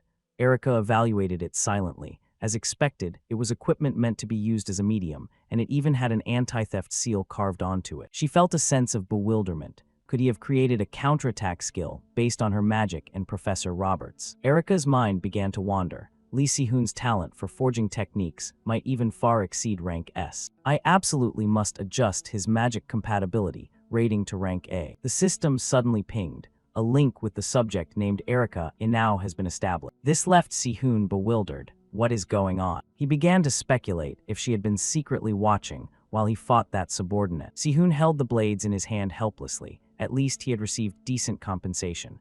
"I'm still missing 10 blades, huh? Leaving them like this is a bit crude, but if I combine them with the black soul thread, they'll definitely be useful." He yawned inside. "Whatever, let's set that aside. I was really looking forward to Professor Kim In-cheol's class, but I didn't expect to listen to boring, empty theories I already know by heart all day." Right after In-cheol spoke up seriously, "That's enough explanation. Now let's get to the core part." He picked up an object on the desk to explain.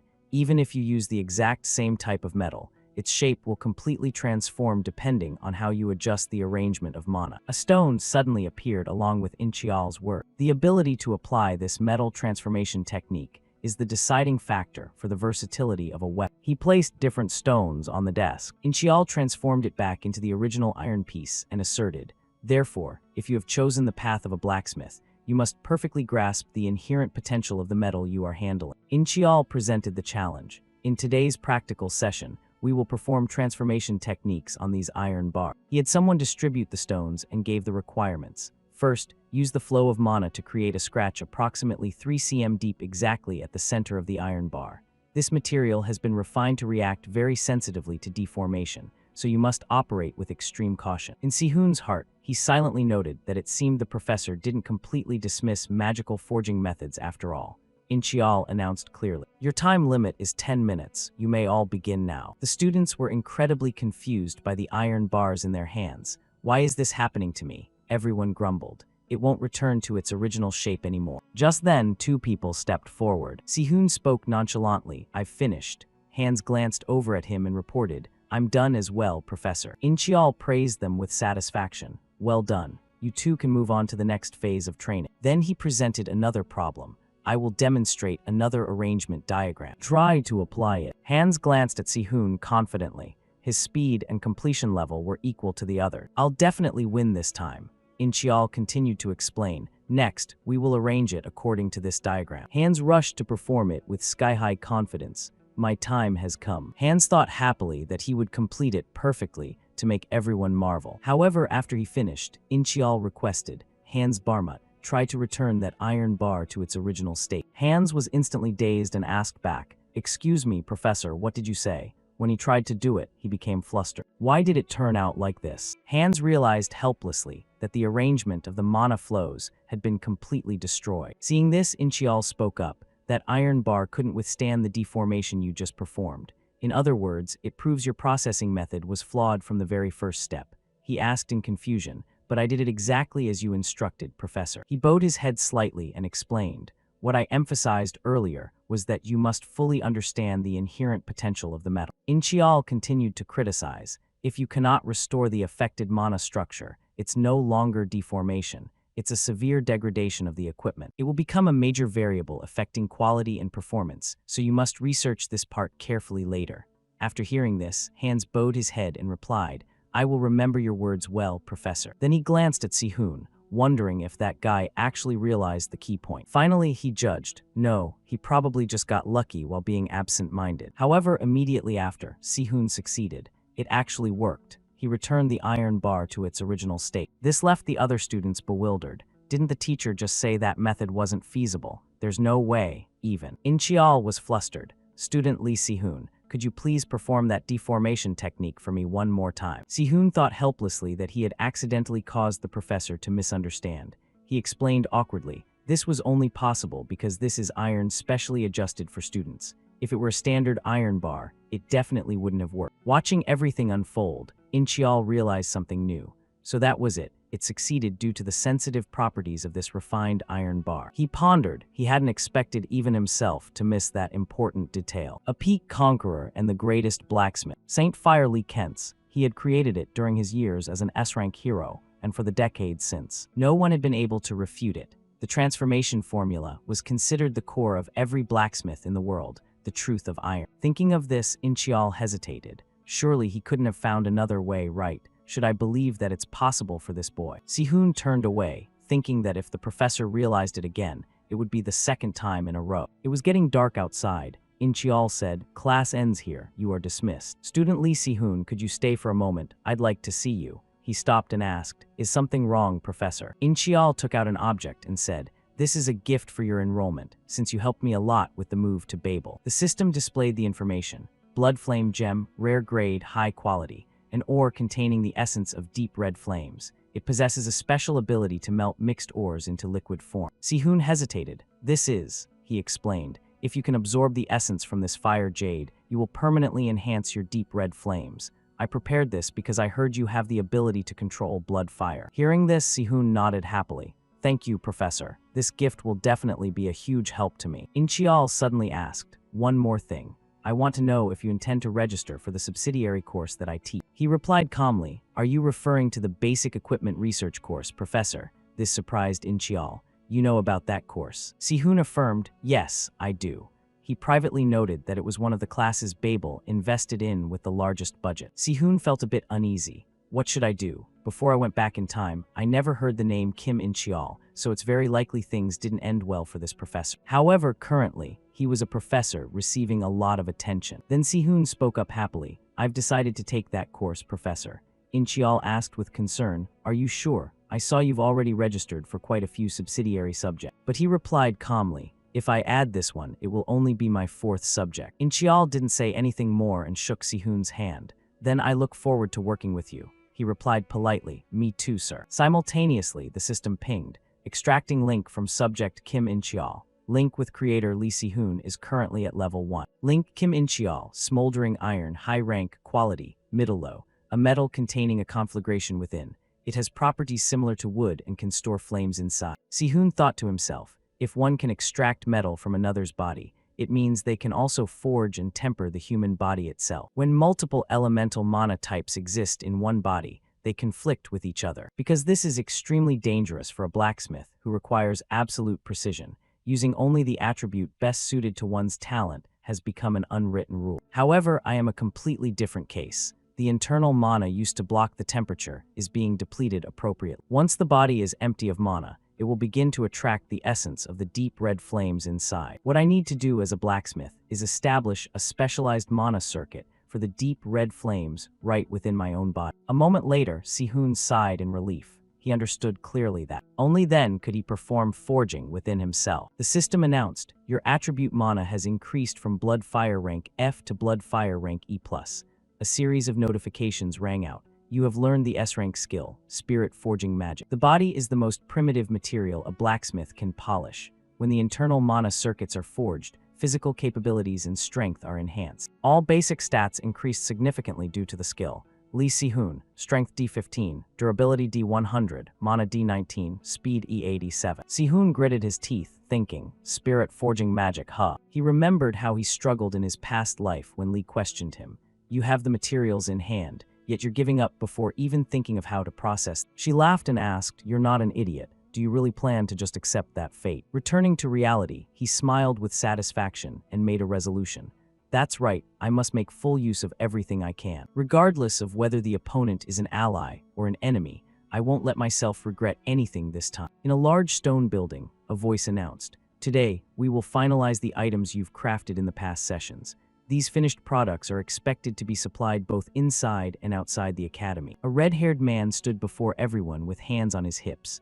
Therefore, today's results will decide the outcome of this entire first semester. Give it your all so you have no regrets later. Is that clear? Everyone shouted in unison. Yes, sir. Si-hoon looked at the iron bar in his hand and thought, everything is truly a mess. Since my current body can't keep up with my reflexes, many details are misaligned. Holding the hammer, he thought, this isn't the time to be taking it easy. Flames erupted as fire waves struck the area. A pot of water steamed. Si-hoon held the long bar and observed quietly. This should be decent enough. But he thought worriedly, with the remaining time, completing the others will be very difficult. If I only do everything at an average level, I might receive more budget support. He placed it on the whetstone. But in the end, putting my heart into creating at least one truly high-quality item is the right thing to do. His hands moved quickly to sharpen the iron bar. He stood there with total focus. That sound rolled through Si-hoon's head, a sound like the coming apocalypse. He looked down. Every time he heard that specific sound, he created exquisite item. All his focus was on it, thinking, this isn't mere temporary sharpness, but a blade etched into its very essence. A light flashed below name. White light, the information became clearer. Weapon, white light greatsword completed. A great blacksmith expresses their will through the basics. The skill of an artisan who knows how to maximize material potential to create a new blade is truly top tier. A notification appeared. You have mastered the skill. White light flow C. 2 shiny swords appeared with their White light greatsword, rare grade, high quality. This greatsword possesses a pure white blade. The blade is exquisitely sharpened and combined with mana arrangement, making it both durable and incredibly sharp. A masterpiece created by a blacksmith with outstanding skills. Slicing power increases when mana is infused. Si-hoon held the newly crafted weapon and sighed. Considering I only used common iron, this result is somewhat acceptable. He felt hopeful looking at the weapon. His skills from before he went back in time were gradually recovering, even if just a little. Two knights stood behind, holding swords anxiously, lamenting, I really hate this feeling, and maybe I should consider dropping out. The following Saturday morning, the red-haired man sat in a cafe, intently looking at his phone. A voice spoke up. I didn't expect you'd want to witness my enhancement technique. Si-hoon looked around as they walked. Well, I'm actually quite curious about your basic skills. This place seems pretty crowded. Lee, walking beside him, observed, don't worry, my workplace is in a much quieter area. The two walked toward a peaceful farm and took turns asking, isn't this a bit too far? And did you think you could see my technique so easily? She pulled him into the Acklecuff hardware store. This is the place. She walked in and called out loudly, grandmother. Her voice echoed, I'm here. Helena, sitting inside, picked at her ear and frowned. I'm not deaf, you don't have to scream. Si-hoon, following behind, looked a bit annoyed when she asked, who's the kid with you? Your boyfriend? Lee, standing in front of him, replied, nothing like that. He's the valedictorian of the Borsapa department who just enrolled this year. The old woman replied, Babel must be in its twilight years if they're accepting someone who looks so weak. Then Helena pushed herself up from the table. My name is Helena. Si-hoon spoke up as well. I'm Lee Si-hoon, a freshman in the metallurgy department. She seemed to snap, stop the small talk and get to work. We have a massive backlog this week because of those new students. Lee looked away and sighed. Yes, I know. She pointed to the room behind her. The entrance to the forge is this way. Looking at the items in the room, Si-hoon thought that grandmother's skills seemed deeper than I imagined. He followed, observing carefully. I really don't understand why someone like her is running a hardware store in a place like this. She walked ahead, picking up items. The work really has piled up. A colorful palette was placed on the table. This is the enhancement color chart, and these are powders ground from magic stone. He stood with arms crossed, thinking, I know the standard is 8 colors, but she uses them in such a diverse way. Then he spoke up. Is your job restoring damaged enhancement formulas with these? Lee picked up a brush. Exactly. With a pan in one hand and a brush in the other, she dipped into the palette. Thanks to this, I can make money and perform enhancements to my heart's content without worrying about material costs. The painted color lines glowed with hues. An ordinary pan became much more impressive through her hands. Si-hoon stood there observing, quiet. I came here because she seemed to be stuck in a slump with her work. He recalled a memory of someone standing before him. A has-been who always fails every exam and can't even keep the valedictorian seat in his department. The image of Lee focused on the brush and pan made him think. Now that I've seen it with my own eyes, I think I've found the cause and the solution for her slump. With those thoughts, he turned and walked. Being able to immerse oneself in work like that is a talent in itself. He stood before a wooden table with hands in his pockets. An item on the table caught his eye. This will resonate with the mana arrangement to create a special effect. He bowed his head to look closer. Anyway, it's been a long time since I've carved white light. My hands are starting to itch. Helena, standing behind him, saw this and said, go ahead and try using it. She frowned. Of course, if you're capable enough, just pick anything from that pile over there. He glanced back, thinking, I get the feeling she's ordering me around on purpose. He turned his head. If I'm allowed to use a special whetstone of that quality, I definitely have to try it once. Then his eyes fixed on it. His hand grabbed the handle. She stood behind with arms crossed. Are you really going to use that item? Si-hoon excitedly touched the blade. Yes. Looking at how the blade is worn evenly and the axis isn't twisted, you can tell this is the knife of someone who truly understands how to use a sword. He stood before the table holding the whetstone, thinking, for this type of whetstone, it's the kind where the mana particles are compressed most uniformly. If I use this, it'll be powerful enough to sharpen the blade to its ultimate limit. His hands moved with gentle technique as he placed the knife on the whetstone. Helena stood behind him, a big question in her mind. Is that kid really just a freshman who enrolled this year? Lee stood behind them and shouted excitedly, startling the older woman. It's all finished. She suddenly realized the situation and gasped. Oh, Grandma, when did you get here? Grandma didn't even turn around to look as she replied, I don't even know myself, you silly girl. She stepped up to stand beside her and glanced over. You were trying to find a mistake in your junior's work, but in the end, he taught you a lesson instead, didn't he? Helena used her hand to shove her back roughly, snapping in anger. Be quiet and leave me be. She looked toward Si-hoon, who was hesitating, and asked,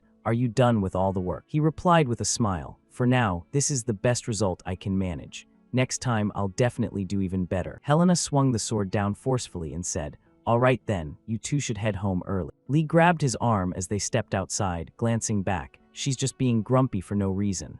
Let's go. Inside, she stood with her hands on her hips at the spot where he had just been working. Suddenly, a man in a polite suit tapped loudly on the door. Sis, are you forging something? Helena looked out and grumbled. Keep it down, will you? He hurriedly rubbed his head awkwardly. There's a huge backlog of orders right now. How's that kitchen knife coming along? He spoke with a lack of composure. When are you finally going to give up that job at the restaurant? Someone who's supposed to be a professor in the combat department shouldn't be. She snapped back irritably. Stop nagging me about my personal hobbies. He walked in and picked up the knife on the table. Ah, here it is. Suddenly, he sensed something unusual. He frowned and turned to look at her. Sis, did you sharpen this while drinking again? She stood there with her arms crossed and her head down. I didn't do that.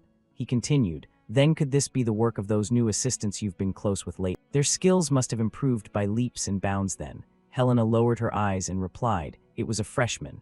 He turned back, unable to believe his ears. What? Her eyes opened as she answered. A kid from the new class that just enrolled this year is the one who sharpened it. Recalling the image of Si-hoon, she wondered, just what kind of person is that guy anyway? As Si-hoon walked outside, he asked, was that old lady at the hardware store actually a former instructor in the metallurgy department?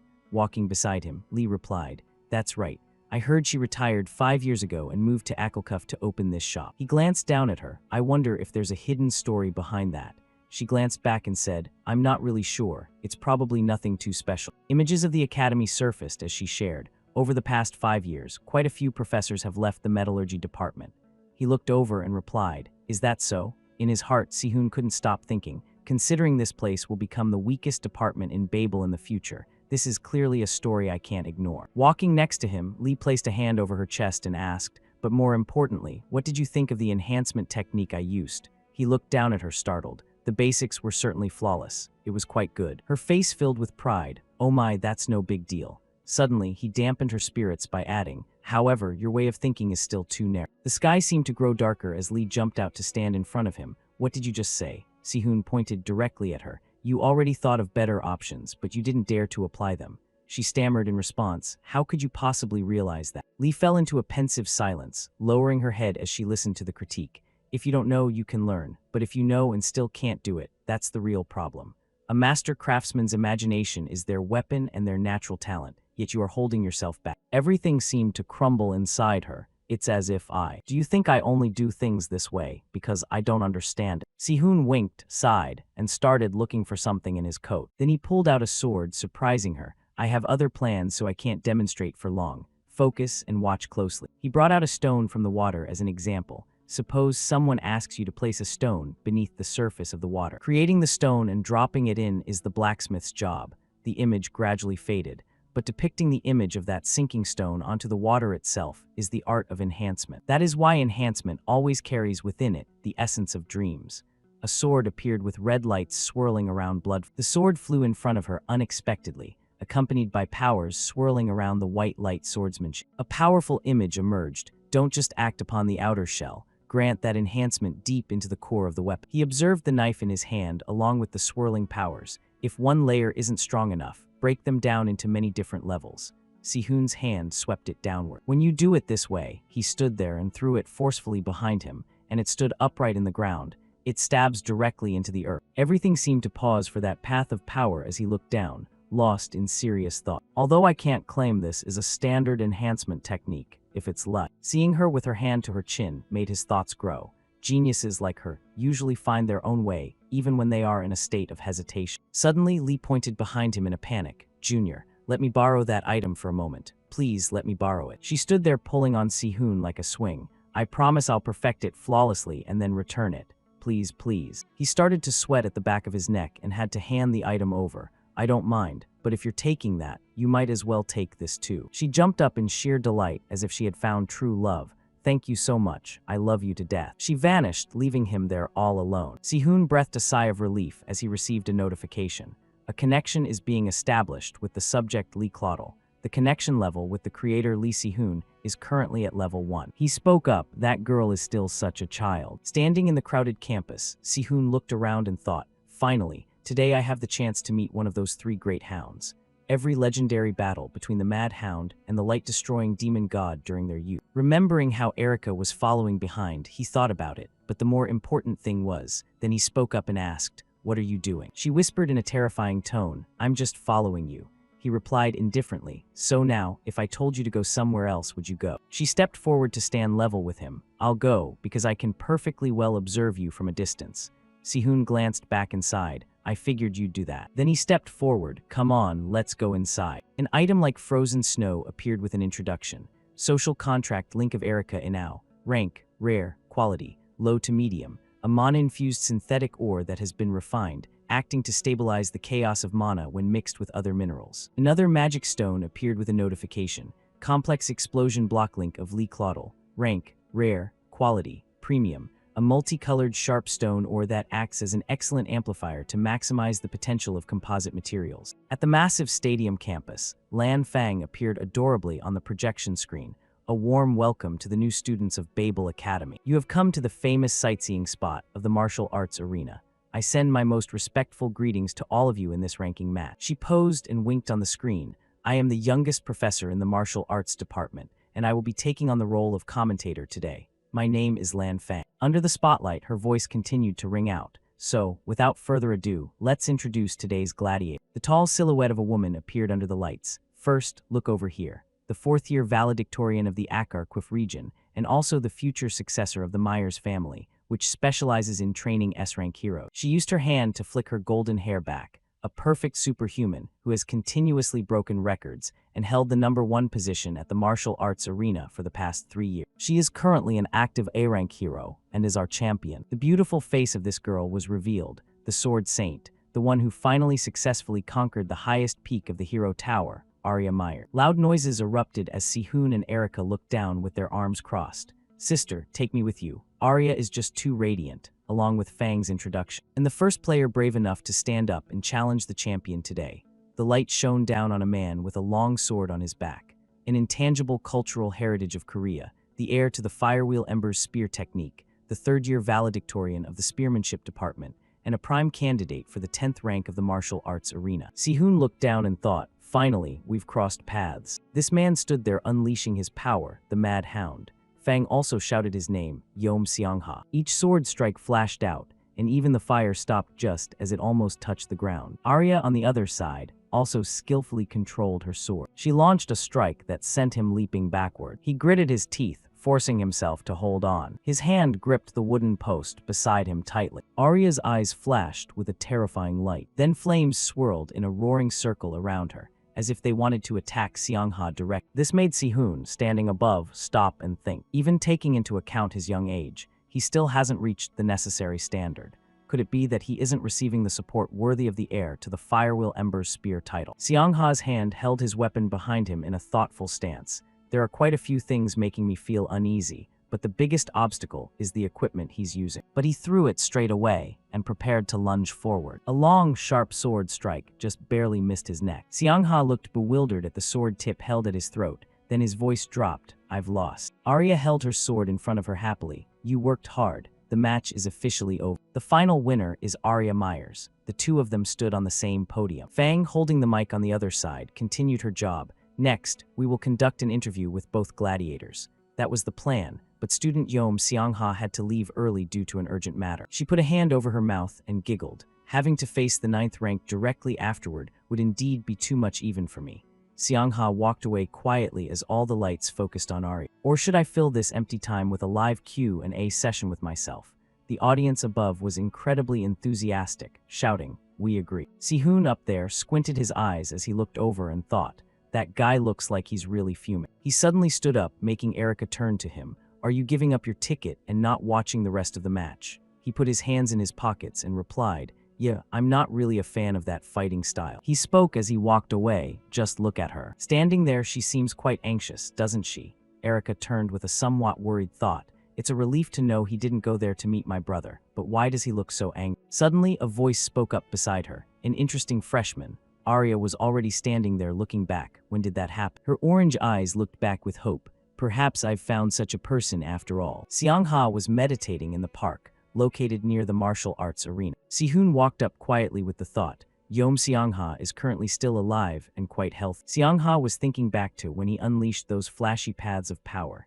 Even if his personality is a bit like a dog's, he was still a core member of the Suicide Squad. And he was also the last person to sacrifice his life to destroy the demon god of ruin. Standing behind him, he thought, because he hasn't become too corrupted yet, maybe this time I can collect the link stone more smoothly. Meanwhile, he was frowning and looking down. You were just watching the practice match, weren't you? Si-hoon replied with his hands in his pockets. That's right, I watched a bit. His head turned slightly back. The fact that you could find me here proves your strength isn't half bad. Seong-ha turned with a sinister look. You again. Why is the valedictorian of the Borsapa department showing up here? He stood there thinking with concern. Why does he have such a harsh attitude? Then he spoke up. I came here in the hope that we could discuss a few things. Then he turned his head back to the original position. Beat it. Get out of my sight. Si-hoon stepped forward slowly. This will actually be beneficial for you, senior.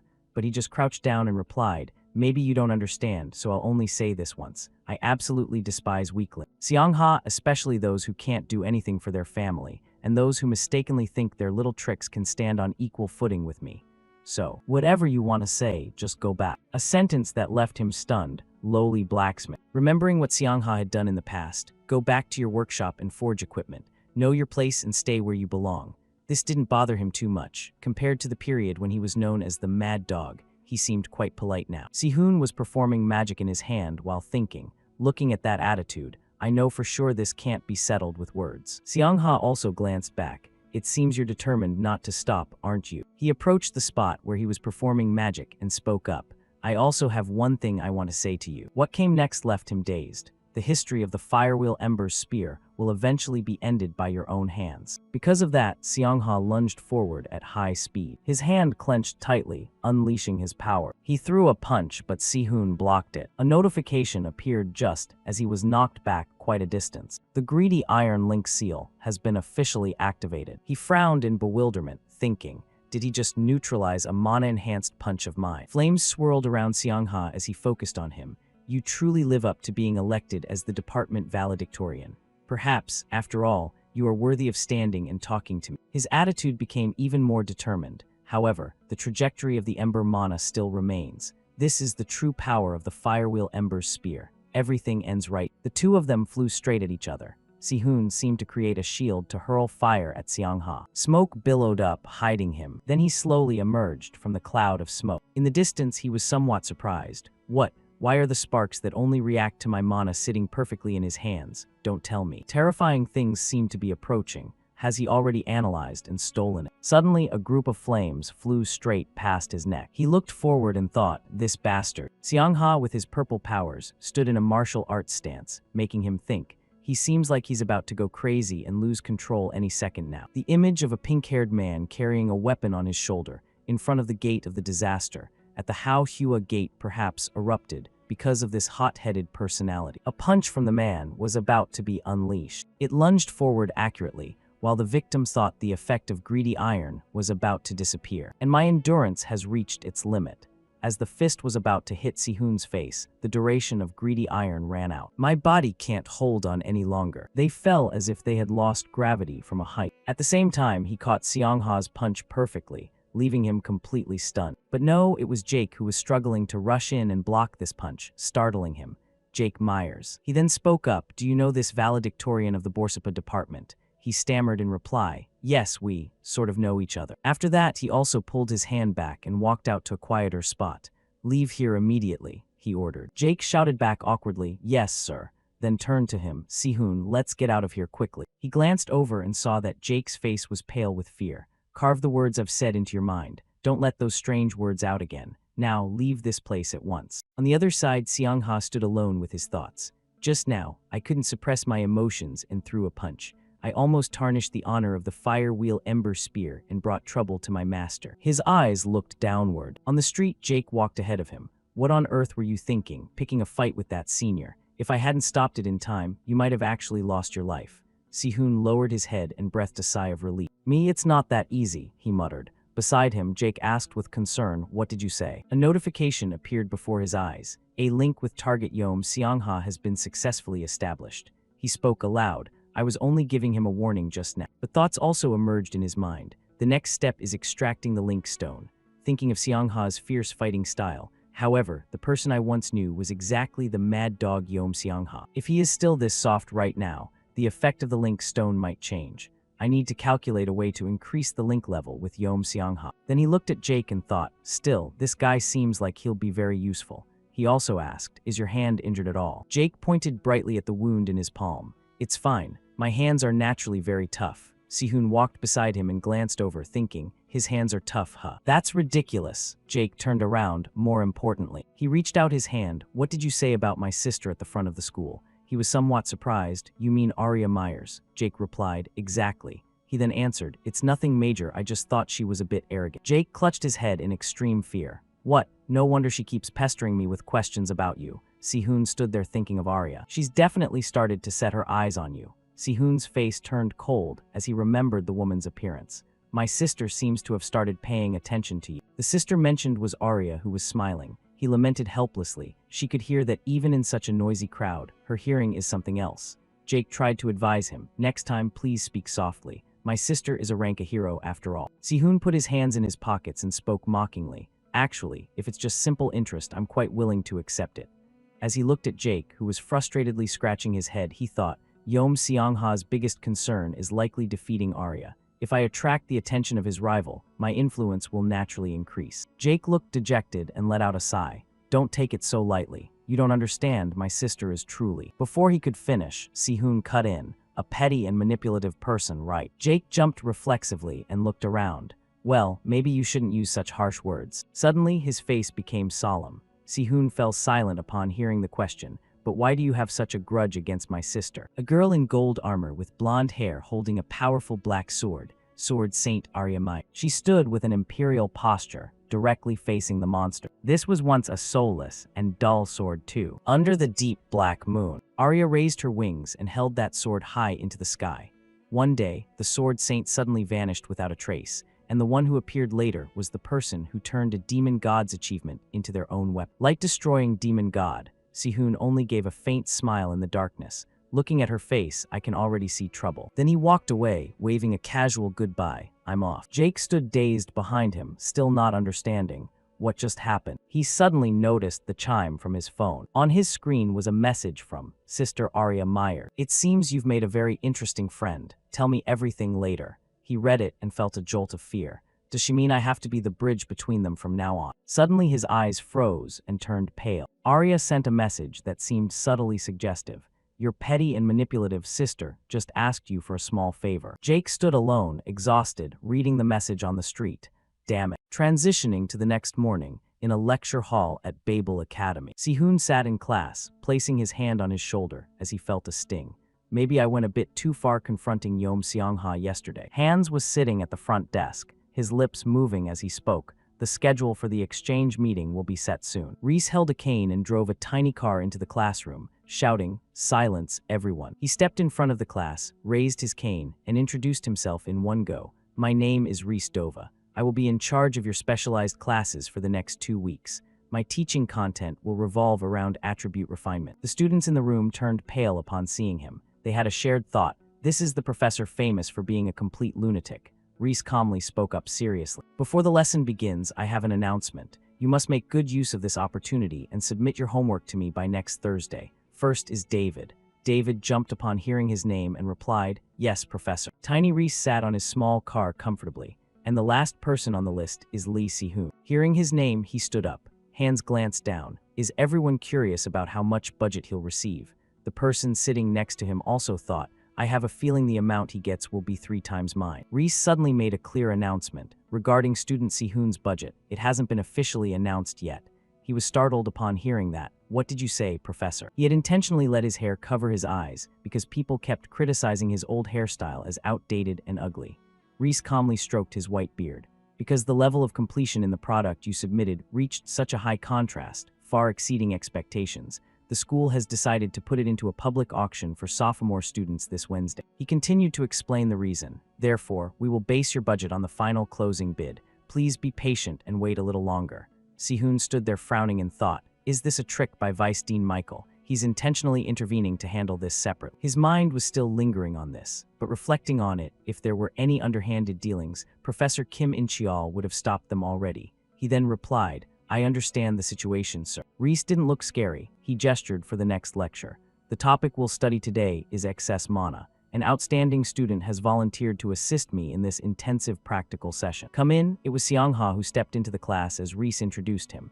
Introducing to the class, this is my temporary teaching assistant, Yom Seongha, a third-year Spear Arts major from AKRQUF. A student sitting next to Si-hoon suddenly spoke loudly. Why did that famous senior suddenly appear here? People are as excited about class as they are about seeing a pretty girl, aren't they? Yom Seongha stood right next to the professor as he continued the lesson. That's enough for introductions. Let's master the basic concepts before moving on to practice. Spherical specimens emitting mana were mentioned in weapon crafting.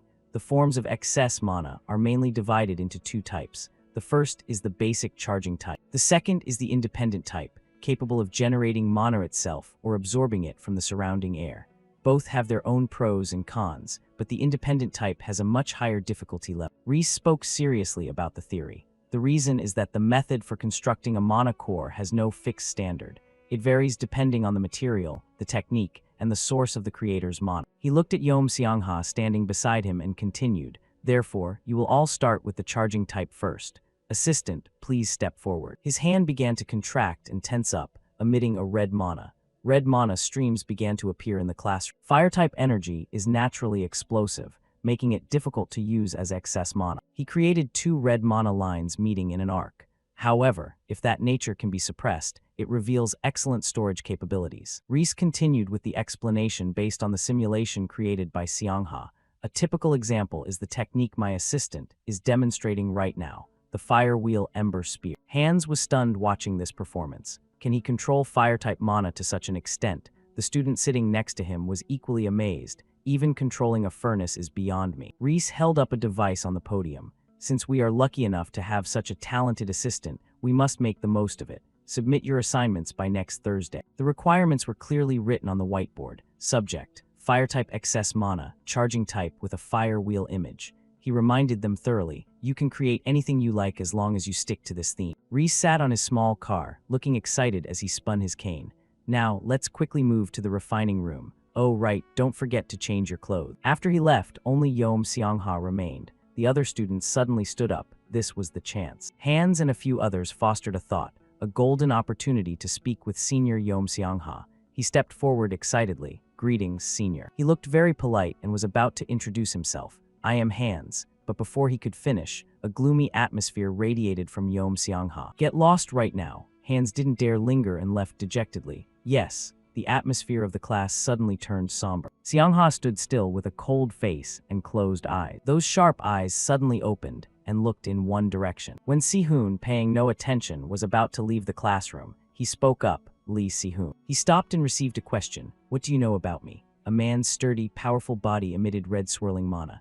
I heard that the mastery of the Fire Wheel Ember Spear is decided by the number of fire wheels. Lee Won-ryung, the current master of the Flower Fire sect and a rank a hero, has reached 8 wheels. Si-hoon walked slower toward the door and gave him an answer. Since the 3 wheels you just created were very easy, if done correctly, you could maintain 6 wheels simultaneously. Yeom Seong-ha quickly followed after him. Wait, so what? Si-hoon suddenly spoke, making him freeze in his tracks. You've reached for the 7th wheel before, haven't you? He walked nonchalantly with his hands in his pockets. But then, the day will come when you can no longer hold on to it. Seong-ha stood behind him, trembling with anger as he watched his back. How does he know that when I haven't even reported it to my master? His face turned cold, and the words from his lips also became icy.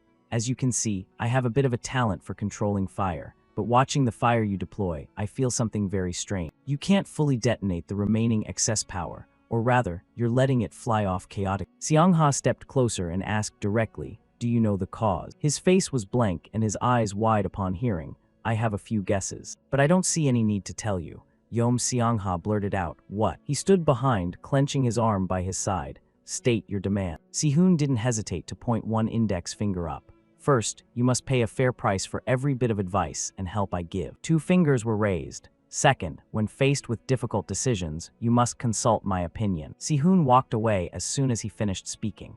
Let me know your decision before we reach the refining room. Yeom Seong-ha leaned back, not hesitating or thinking further, and immediately replied, I agree. He spoke seriously, on the condition that you prove what you said. The scene shifted to the forge in the afternoon, where several people in matching uniforms were working. Si-hoon was focused, using tongs to place an object into the hot furnace.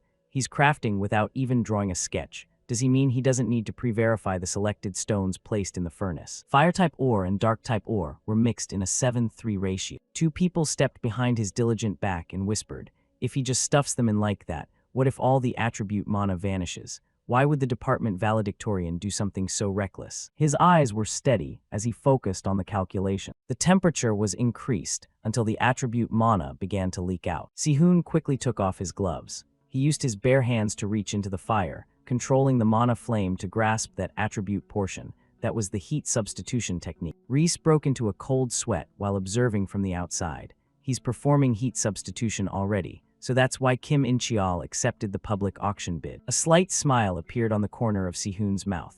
To an ordinary person, it might look like a normal heat substitution, but to Yeom Seong-ha, it must be a completely different scene. At another time, he was staring intently. Watch closely. Black shoes reached the pedal and pressed down. A red and black mana source erupted.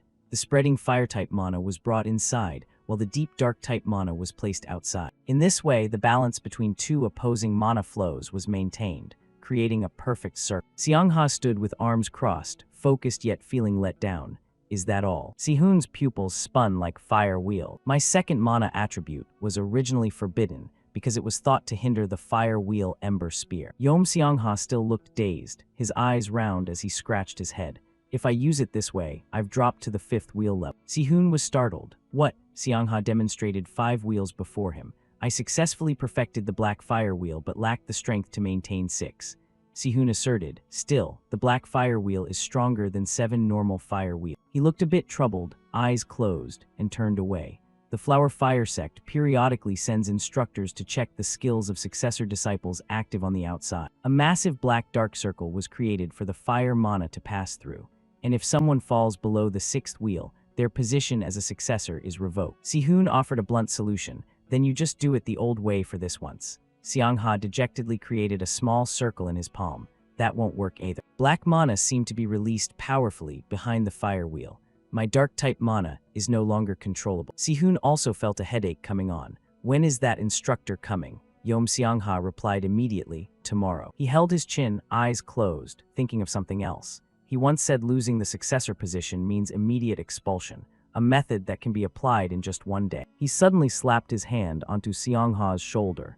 Hey, Sihun looked excited and asked, if your successor position is preserved, can you do something? He replied seriously and briefly, I can. His gaze turned serious again. Good. Sihun gave a smile and took out a red resonance black stone from his hand. Link. Yom Xiangha, red resonance black stone, high grade, best quality. An ore where fire type and dark type mana coexist. The wavelength created by these two attributes will resonate with the internal power. First of all, we'll change your weapon. Xiangha then led him to a high-end room. This is Akarquif's private training room. Only those ranked first in the top 100 of the dojo or top 30 of the departments are allowed to use it.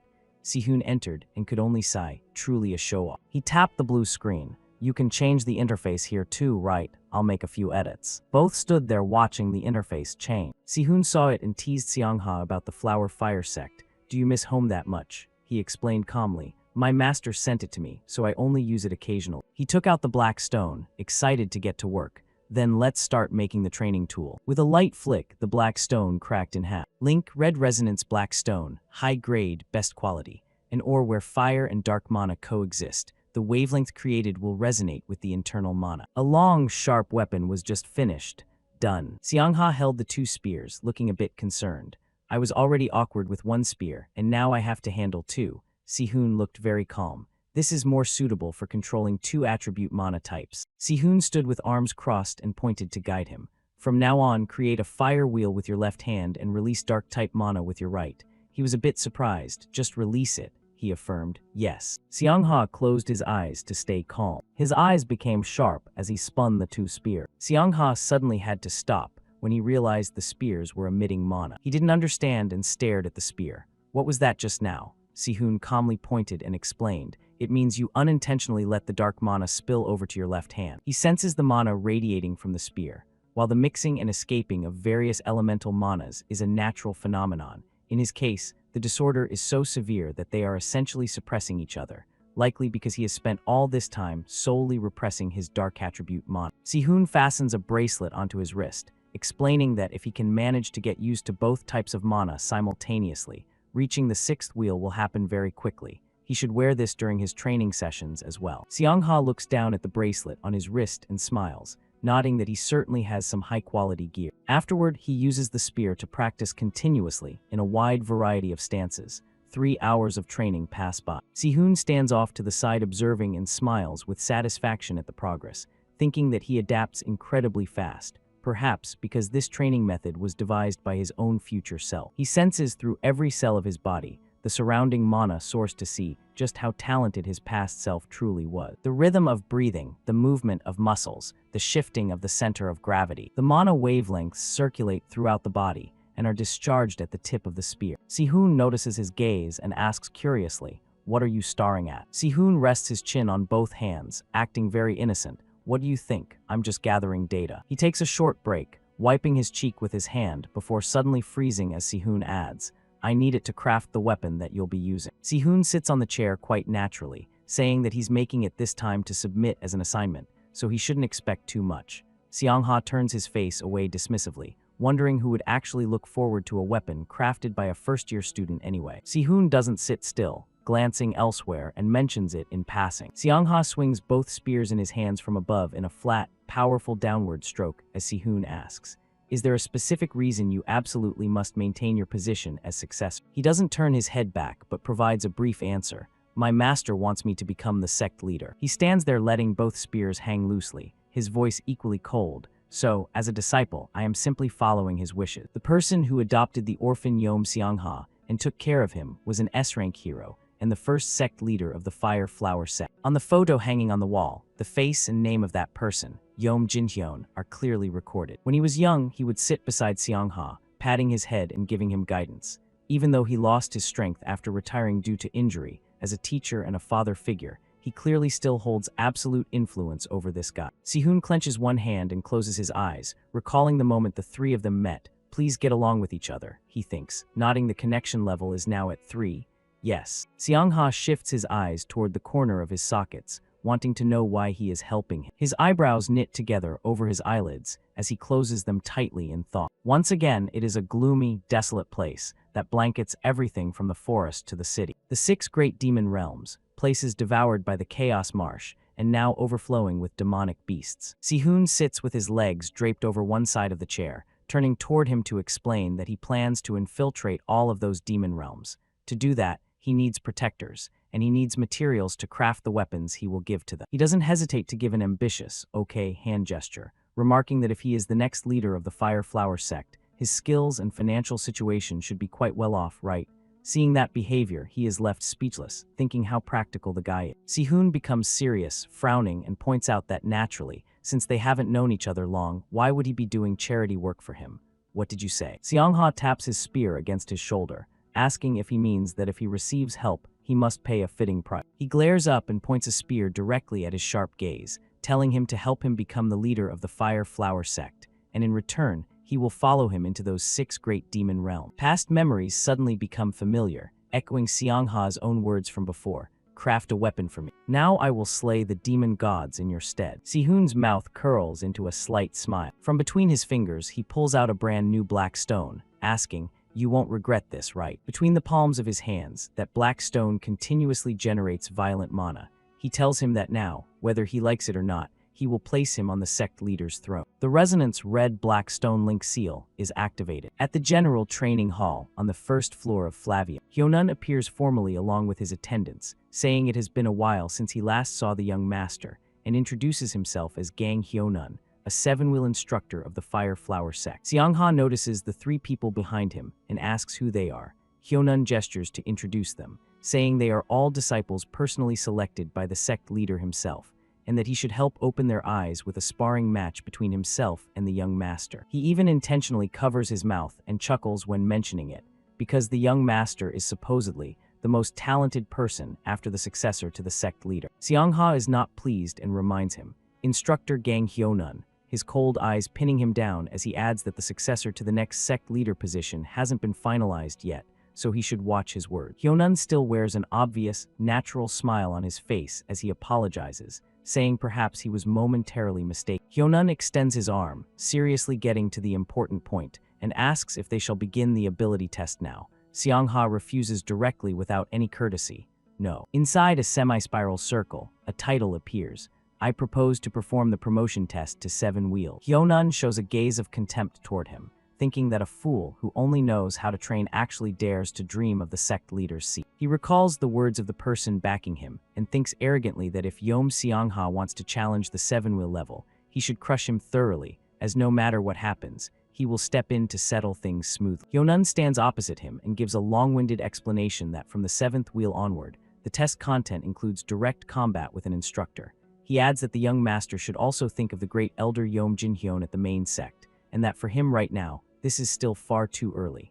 Seongha stands there resisting and doesn't care to listen, telling him he's talking a bit too much. Seongha even dares to prick his pride, asking if he is afraid of being stripped of his instructor title. Hearing that, Hyeonun loses his temper and immediately calls to his people to bring his spear at once. This 7-wheel promotion will be conducted in the form of a domain battle. He has already gripped his upright spear, explaining that the domain battle format is actually very simple. It is a pure contest of power where whichever side has the stronger fire wheel wins, and the condition for promotion is that he must win or at least draw. Seongha looks on with sharp eyes, holding 2 swords in his hands as soon as the shout is given to begin.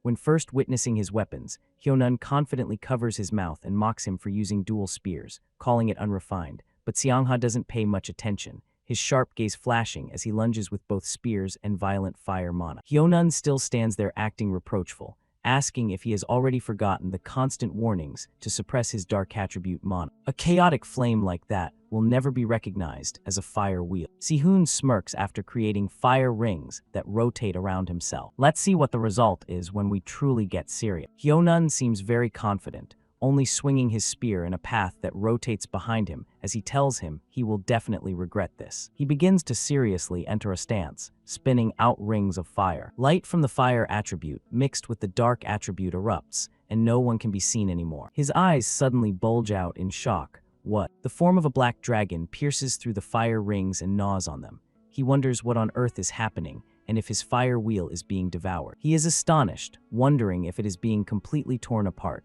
his eyes wide with dark obsession and shock. And just a few seconds later, the spear in his hand breaks into 3 pieces. Hyeonun kneels on the ground before the shattered weapon. Seongha holds the 2 spears in his hands arrogantly before his slumped figure, asking if he still calls it unrefined. Sihun stands behind, observing with a bit of regret, wondering what comes next and thinking it's a waste of excellent materials. Seongha, holding the 2 spears, speaks to him, saying that once the promotion ceremony is held soon, he will be officially recognized as a Yeomwa instructor and the legal successor. Sihun bows his head low in curiosity, asking how he can sit in the sect leader's position. Seongha, standing beside him, glances over and says 2 conditions must be met. The first is reaching the 8-wheel level, and the second is receiving the consent of the majority of the other instructors. Sihun squats down near the ground, picking up fragments from the spear, and asks if he can get them to agree even if he reaches 8 wheels. Seongha immediately affirms confidently that he can win that consent through competition, so it won't be a problem, though he notes that by then it won't be a domain battle anymore, so things won't be as easy as today. Hearing this, he stands up and puts his hands back in his pockets, saying it probably won't take too much time then. Seongha, still seriously gripping the spear in his hand, remarks that he makes it sound quite easy, but Sihun just replies casually that he says it because he sees it as perfectly feasible. Just look at today's result. He looks back at him with a provocative gaze, telling him that from now on, he should worry about how he's going to pay this price. Seongha closes his eyes and appears calm, the corner of his mouth curling up as if he can fulfill the request, telling him to just let him know what he needs for payment. Whether it's cash or materials, he will fulfill everything within his power. His voice drops an octave into a serious tone as he adds that he has another item he wants to order. Sihun looks toward him with a bit of surprise, wondering if there's a new order already. Suddenly, Seongha grips the weapon in his hand. The quality of these isn't bad at all, but he is only borrowing one temporarily to submit for class. A smile spreads across his face as if he has already calculated his intent. If he can create these in just a few short hours, I'm truly curious to see how the next spear will be forged. Seongha slams his fist hard onto Sihun's shoulder, telling him to create a weapon that is even easier to use. Sihun walks lazily alongside him, telling him to put that spear down since he almost stabbed them. What did you just say? The connection stats with the subject Yeom Seongha have increased to level 2. As the bond grows higher, the relationship between the 2 parties will become stronger. The current connection between the target and himself is transaction. Every time a transaction with the subject is completed, a link stone will be formed. The crystallization speed of the link stone will increase during the transaction process, with no stones currently existing. The scene shifts to a place crowded with spectators, with light shining only on an object on the stage at an auction house. The host, looking very eager, waves his arm to introduce the event, thanking everyone for patiently waiting as the periodic auction for the second-year cultivation department is about to begin. Sihun appears here in a row of audience seats, thinking that he didn't expect so many people to attend on a regular day. Erica, sitting beside him, notices his outfit and asks if he recently changed his style. He just crosses his arms and shifts his gaze, mentioning that Professor Kim In-cheol reminded him that outward appearance is also very important, and he thinks more cautiously that it seems the title of department valedictorian is indeed something quite different. In-cheol appears composed under the lights on stage. It will be very difficult to publicly control someone who is the center of everyone's attention. Sihun sits with his arms crossed, a mysterious smile on his face as he watches, thinking that he's quite curious about Michael's plan to take over the management of the refining department. Today's theme is iron swords. A total of 36 products have been sent in, and there will be an additional special quality verification process. According to the host, a layer of white fabric is brought out onto the stage. This fabric is seogium, woven from the melted fur of the S-rank beast, the white tiger. It is soft but as durable as metal, while also resisting slashing attack. Another supporting man seriously uses something to slash hard at the fabric, thanks to that characteristic. A loud noise rips through the room. the host points to the phenomenon just demonstrated on the floor. As you can see, in order to increase lethality, we can easily detect items that have had their durability reduced. In this auction, we will use Seogium to eliminate such defective goods. A sword is the first item handed over, and now the first sword introduced is the blue horn sword of student Joseph. Whispering from the crowd begins to rise, people nodding that it looks interesting and that they seem to have prepared everything very thoroughly.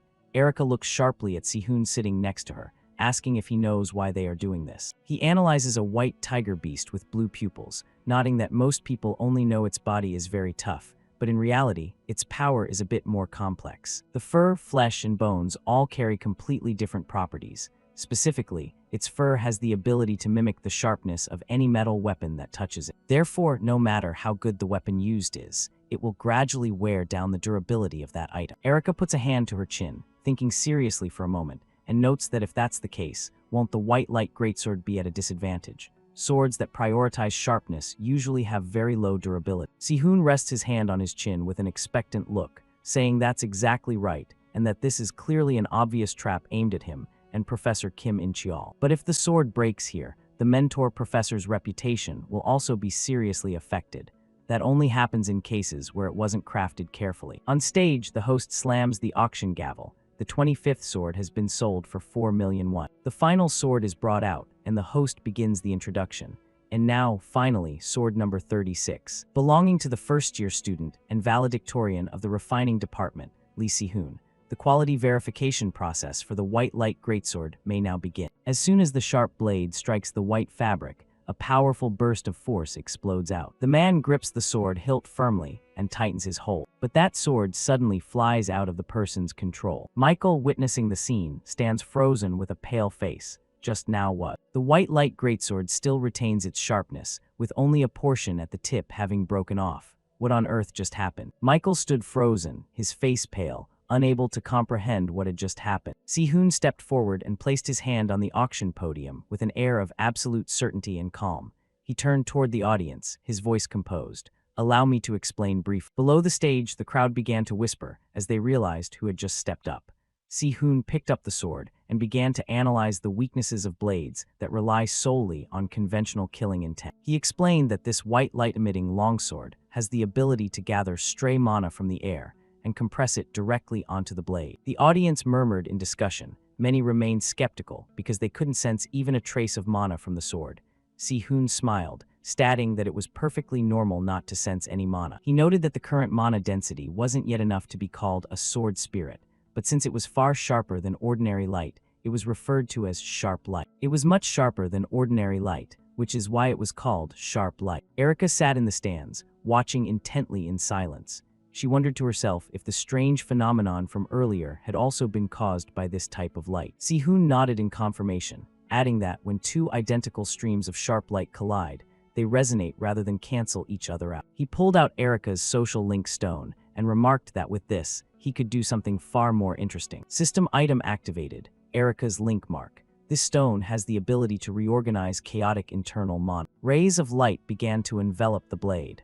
As the mana was being restructured, Sihoon's hands skillfully intervened, creating a perfect and smooth energy conduit. He refined even the smallest details of the weapon with extreme precision. A brilliant blue light erupted from the sword. A system notification appeared. The white light longsword had officially been upgraded from high grade to rare grade. Sihoon declared confidently, this sword was not forged correctly before. Now, its power is on an entirely different level. He requested the auctioneer to update the starting price to match the new grade. The auctioneer announced stiltedly. The starting price was adjusted from 1 million straight up to 5 million. Jake Myers sat in the stands, swallowing hard. Erica raised her paddle, number 219, ready to bid. The surrounding crowd began to gossip that this was a rare item, crafted by the valedictorian of the production department. A bidding war erupted. The numbers jumped from 10 million to 100 million in the blink of an eye. Jake Myers roared 200 million to crush his opponents. But Erica remained perfectly calm, immediately pushing it to 210 million. The auctioneer excitedly kept egging them on, asking if anyone else dared to bid higher to own this treasure. The price quickly soared to 300 million, then 310 million. Watching these wealthy people throw money around like trash, Sihoon could only sigh as he glanced at his own account balance. a mere 110,000. Suddenly, a figure appeared at the entrance and shouted a staggering figure, 600 million. The entire hall whipped around in shock. Jake Myers went pale as a ghost, trembling at that number. A background image appeared showing his sister putting pressure on him, demanding he buy it at any cost. It was Ryu Yunha who appeared, like a giant whale diving into a school of feuding fish. She even wondered aloud, was my bid a bit low? Erica shook her head and conceded. Jake Myers looked soul-crushed, fearing his sister's punishment for failing the mission. The auctioneer broke into a cold sweat, stuttering as he repeated the item's name, the White Light Longsword. The deciding gavel fell. The sword officially belonged to Ryu Yunha for 600 million. Even Si-hoon was stunned by that insane price. A moment later, he checked his phone and saw his account balance skyrocket to over 600 million. He was in Ryu Yunha's office. She asked if he had received the money. Si-hoon confirmed it had hit his account. When asked what she planned to do with the sword, Ryu Yunha said she wanted to go to a dangerous area to test it. Ryu Yunha picked up the sword to inspect it, then remarked that using it for ordinary training would be a total waste. Si-hoon said, I want to see how the White Light Greatsword performs in the field. If you haven't decided on a destination, how about the Silver Moon Mountain? He explained that it was where the first field internship for freshmen was about to take place. Looking at the steaming cup of coffee, he thought to himself that scouting the terrain beforehand was a good idea. Ryu Yunha fell silent for a moment, seemingly weighing something related to her position. The protagonist promised to craft any weapon she wanted in return. Ryu Yunha's attitude immediately shifted. She flipped through her schedule and said she would arrange it for next week. Si-hoon smiled and agreed, but he had another plan in mind. Testing the sword was just an excuse. His true goal was the treasure of Georgian Kruger, the ultimate conqueror and the world's most powerful lick. He had once lost a legendary artifact on Mount Yunwol after a monster attack, and that was the secret location Si-hoon was targeting. In another office, Jake was reporting the situation to his sister. Jake Myers' sister sneered when she heard her brother had failed at the auction. Jake Myers bowed his head, apologizing in fear. She coldly said not to worry about the past. The important thing was the next step. She reminded him that they were in the same body control class and told him to find an opportunity to approach Si-hoon there. She even brought up the succession ritual and their father to apply pressure, forcing him to handle the matter properly. Her eyes were full of threats, warning that if this continued, his valedictorian position would soon vanish. Jake Myers stood rooted to the spot, not daring to utter a word. The sister further explained that stealing weapons was forbidden until graduation, but even so, it was still a bit. Before she could finish, under his sister's pressure, Jake Myers clenched his fists, determined to seize the sword from Si-hoon's hands at all costs. Before he could finish his sentence, his sister barked at him for daring to talk back. He could only stutter an embarrassed apology. She leaned back in her chair and commanded coldly, "Bring it to me." A calculated smile appeared on her beautiful but icy face. She recalled the moment of accidentally bumping into Si-hoon before, and clearly remembered the distinct feeling of disdain from that woman in that brief instant. Thinking of this, she could only grimace in annoyance. It seemed the two of them didn't have a good start. Time passed quickly. The scene shifted to Si-hoon's classroom. At this time, the professor was praising the weapon he had just crafted. What he had just made was the Red 1 spear, high grade, with upper middle quality. The spear had the ability to store fire-type mana and increase the efficiency of the fire wheel. The other spear was the Black 10 spear, high grade, with premium quality, capable of storing darkness-type mana to increase the stability of the fire wheel. Just looking at the quality of these two weapons, the professor couldn't help but praise him internally. He thought, in terms of spear crafting alone, his skill is already outstanding. But what's truly impressive is the fire wheel formula and the auxiliary arrays inside. Even a slight error in operation would cause the elemental mana to backfire and show him the consequences immediately. Thinking this, he nodded and spoke up. At this level, both items can be viewed as both training tools and textbooks. I'm giving you a perfect score. From now on, you are exempt from attendance. Si-hoon nodded to thank the professor. Below, the students gossiped incessantly. In my opinion, he's already good enough to graduate. Why am I in the same year as a monster like this? My luck is truly garbage. Si-hoon paid no mind to the chatter. He bowed and asked, "Then may I be excused?" The professor nodded. "Yeah, take those 2 spears with you. Let me know if you ever want to sell them." Just like that, our protagonist left the classroom. His next class was with old man Guang-su. As soon as he arrived, he bumped into the genius Jake Meyer. Jake was a bit surprised and asked, "You're taking this class too?" Si-hoon nodded, explaining, "I just wanted to practice a bit, so I came early. If you need the room, I'll go." Jake hurriedly stopped him. "Wait a second. There's something I want to ask you, if you don't mind." he spoke while scratching his head awkwardly. Unfortunately, this tactic had zero effect on Si-hoon. The protagonist turned to leave immediately. Actually, I do mind. Jake Meyer's face went purple. He hurriedly said, "You haven't even heard the conditions yet." By this point, how could Si-hoon not guess the other's goal? He said calmly, "Let me guess. You're here to take a weapon. I'm not interested, so give up." As he said those words, Si-hoon already had a prediction in mind. Just like with Ryu Yun-ha, he couldn't let him lose interest in him right now. No matter what he did for her, it would only lead to disappointment. Turning toward Jake, seeing that Si-hoon didn't care, he had no choice but to pull out a weapon to pique his interest. Then how about this? Jake took a pitch-black mace out of his bag, the hero-grade Black Flame mace. This mace was forged from dragon stone. Both faces of the mace are coated in fire and darkness mana, enhancing both attributes. Si-hoon took it, inspected it for a moment, and then nodded in acknowledgement. There's still plenty of room for improvement, but it's not bad at all. Jake Meyer's mouth hung open as he said, "Duel me again. I'll put this mace up as the bet. But if you lose, you have to forge a weapon for my sister." Si-hoon narrowed his eyes at him for a moment, before adding one more condition. "If I win, you aren't allowed to mention your sister for a whole month, and make sure your sister knows about it too." And so, the two prepared for a practice duel. Jake reminded himself, "Last time I let him counterattack because I wasn't prepared. Today, I'm going all out from the start." With that thought, he concentrated mana into his fists. Si-hoon, on the opposite side, was also silently calculating. He compressed that much mana just by holding the weapon. No wonder he was so confident he could stop Yom Seong-ha even at full power. While thinking, Si-hoon took out a link stone and quickly shaped it into a weapon. The system issued a notification. Erika's coordination stone link mark is being released. Ryu Yun-ha's greed iron link mark is being activated. The coordination stone has the ability to fine-tune all mana within the body, converting it into the array best suited for the user. From Jake's perspective, a spear, it seems he's quite familiar with it. Is it because he's a blacksmith that he knows how to use every type of weapon? But I don't plan on losing to someone who just knows weapons. The winner this time will be me. Jake lunged forward, throwing a punch straight at Si-hoon's face. However, Si-hoon's reflexes were incredibly sharp, swinging the spear to parry Jake's attack away. This left Jake stunned, letting out a confused, fire wheel blooming spear. Before his regression, Si-hoon had heard many stories from the Three Fists. At first, it was all just to raise their link level. But once they truly opened up to him, they passed on techniques to Si-hoon that had never been taught to anyone else before. Back then, they used to scold him constantly. But now, at the very least, Si-hoon could recreate a rudimentary version of the skill. With his next swing, Si-hoon forced Jake to jump back to dodge the strike. Jake's face was dripping with sweat from anxiety.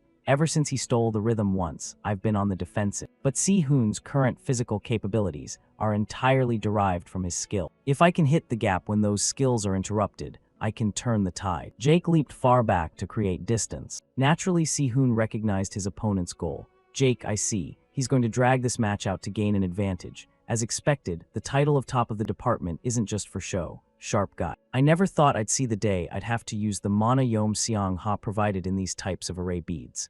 While thinking, Si-hoon activated the Burst Ring ability. That action immediately made Jake anxious as he shouted, "I heard you specialized in fire system mana. Doing that is no different from suicide. Damn it." Hearing that, Jake also hurriedly slammed his hands together. Next, the mana between his palms was compressed and formed into a long beam of light as strong as a sword. This is the Myers-style swordsmanship, sword wielder stance, deep blue light thread. This skill immediately neutralized the explosive energy heading toward him. Witnessing that, Si-hoon smiled slightly. Using swordsmanship with bare hands, not bad at all. I was originally going to go easy on you, but I can't let myself lose either. Having thought that, he used the heroic Ember Lotus Spear, first stance, Dark Light Half Moon. The skill created two half-moon-shaped blades that flew forward at wind-splitting speed. They collided with Jake's skill and exploded in midair. Then, after waiting for the light to dissipate, Jake's fist had stopped right in front of Si-hoon's face, while Si-hoon's spear was gently resting against Jake's neck. He had to pull back his fist and accept the result. I lost. At the same time, the system issued a notification. A link with the target has been established.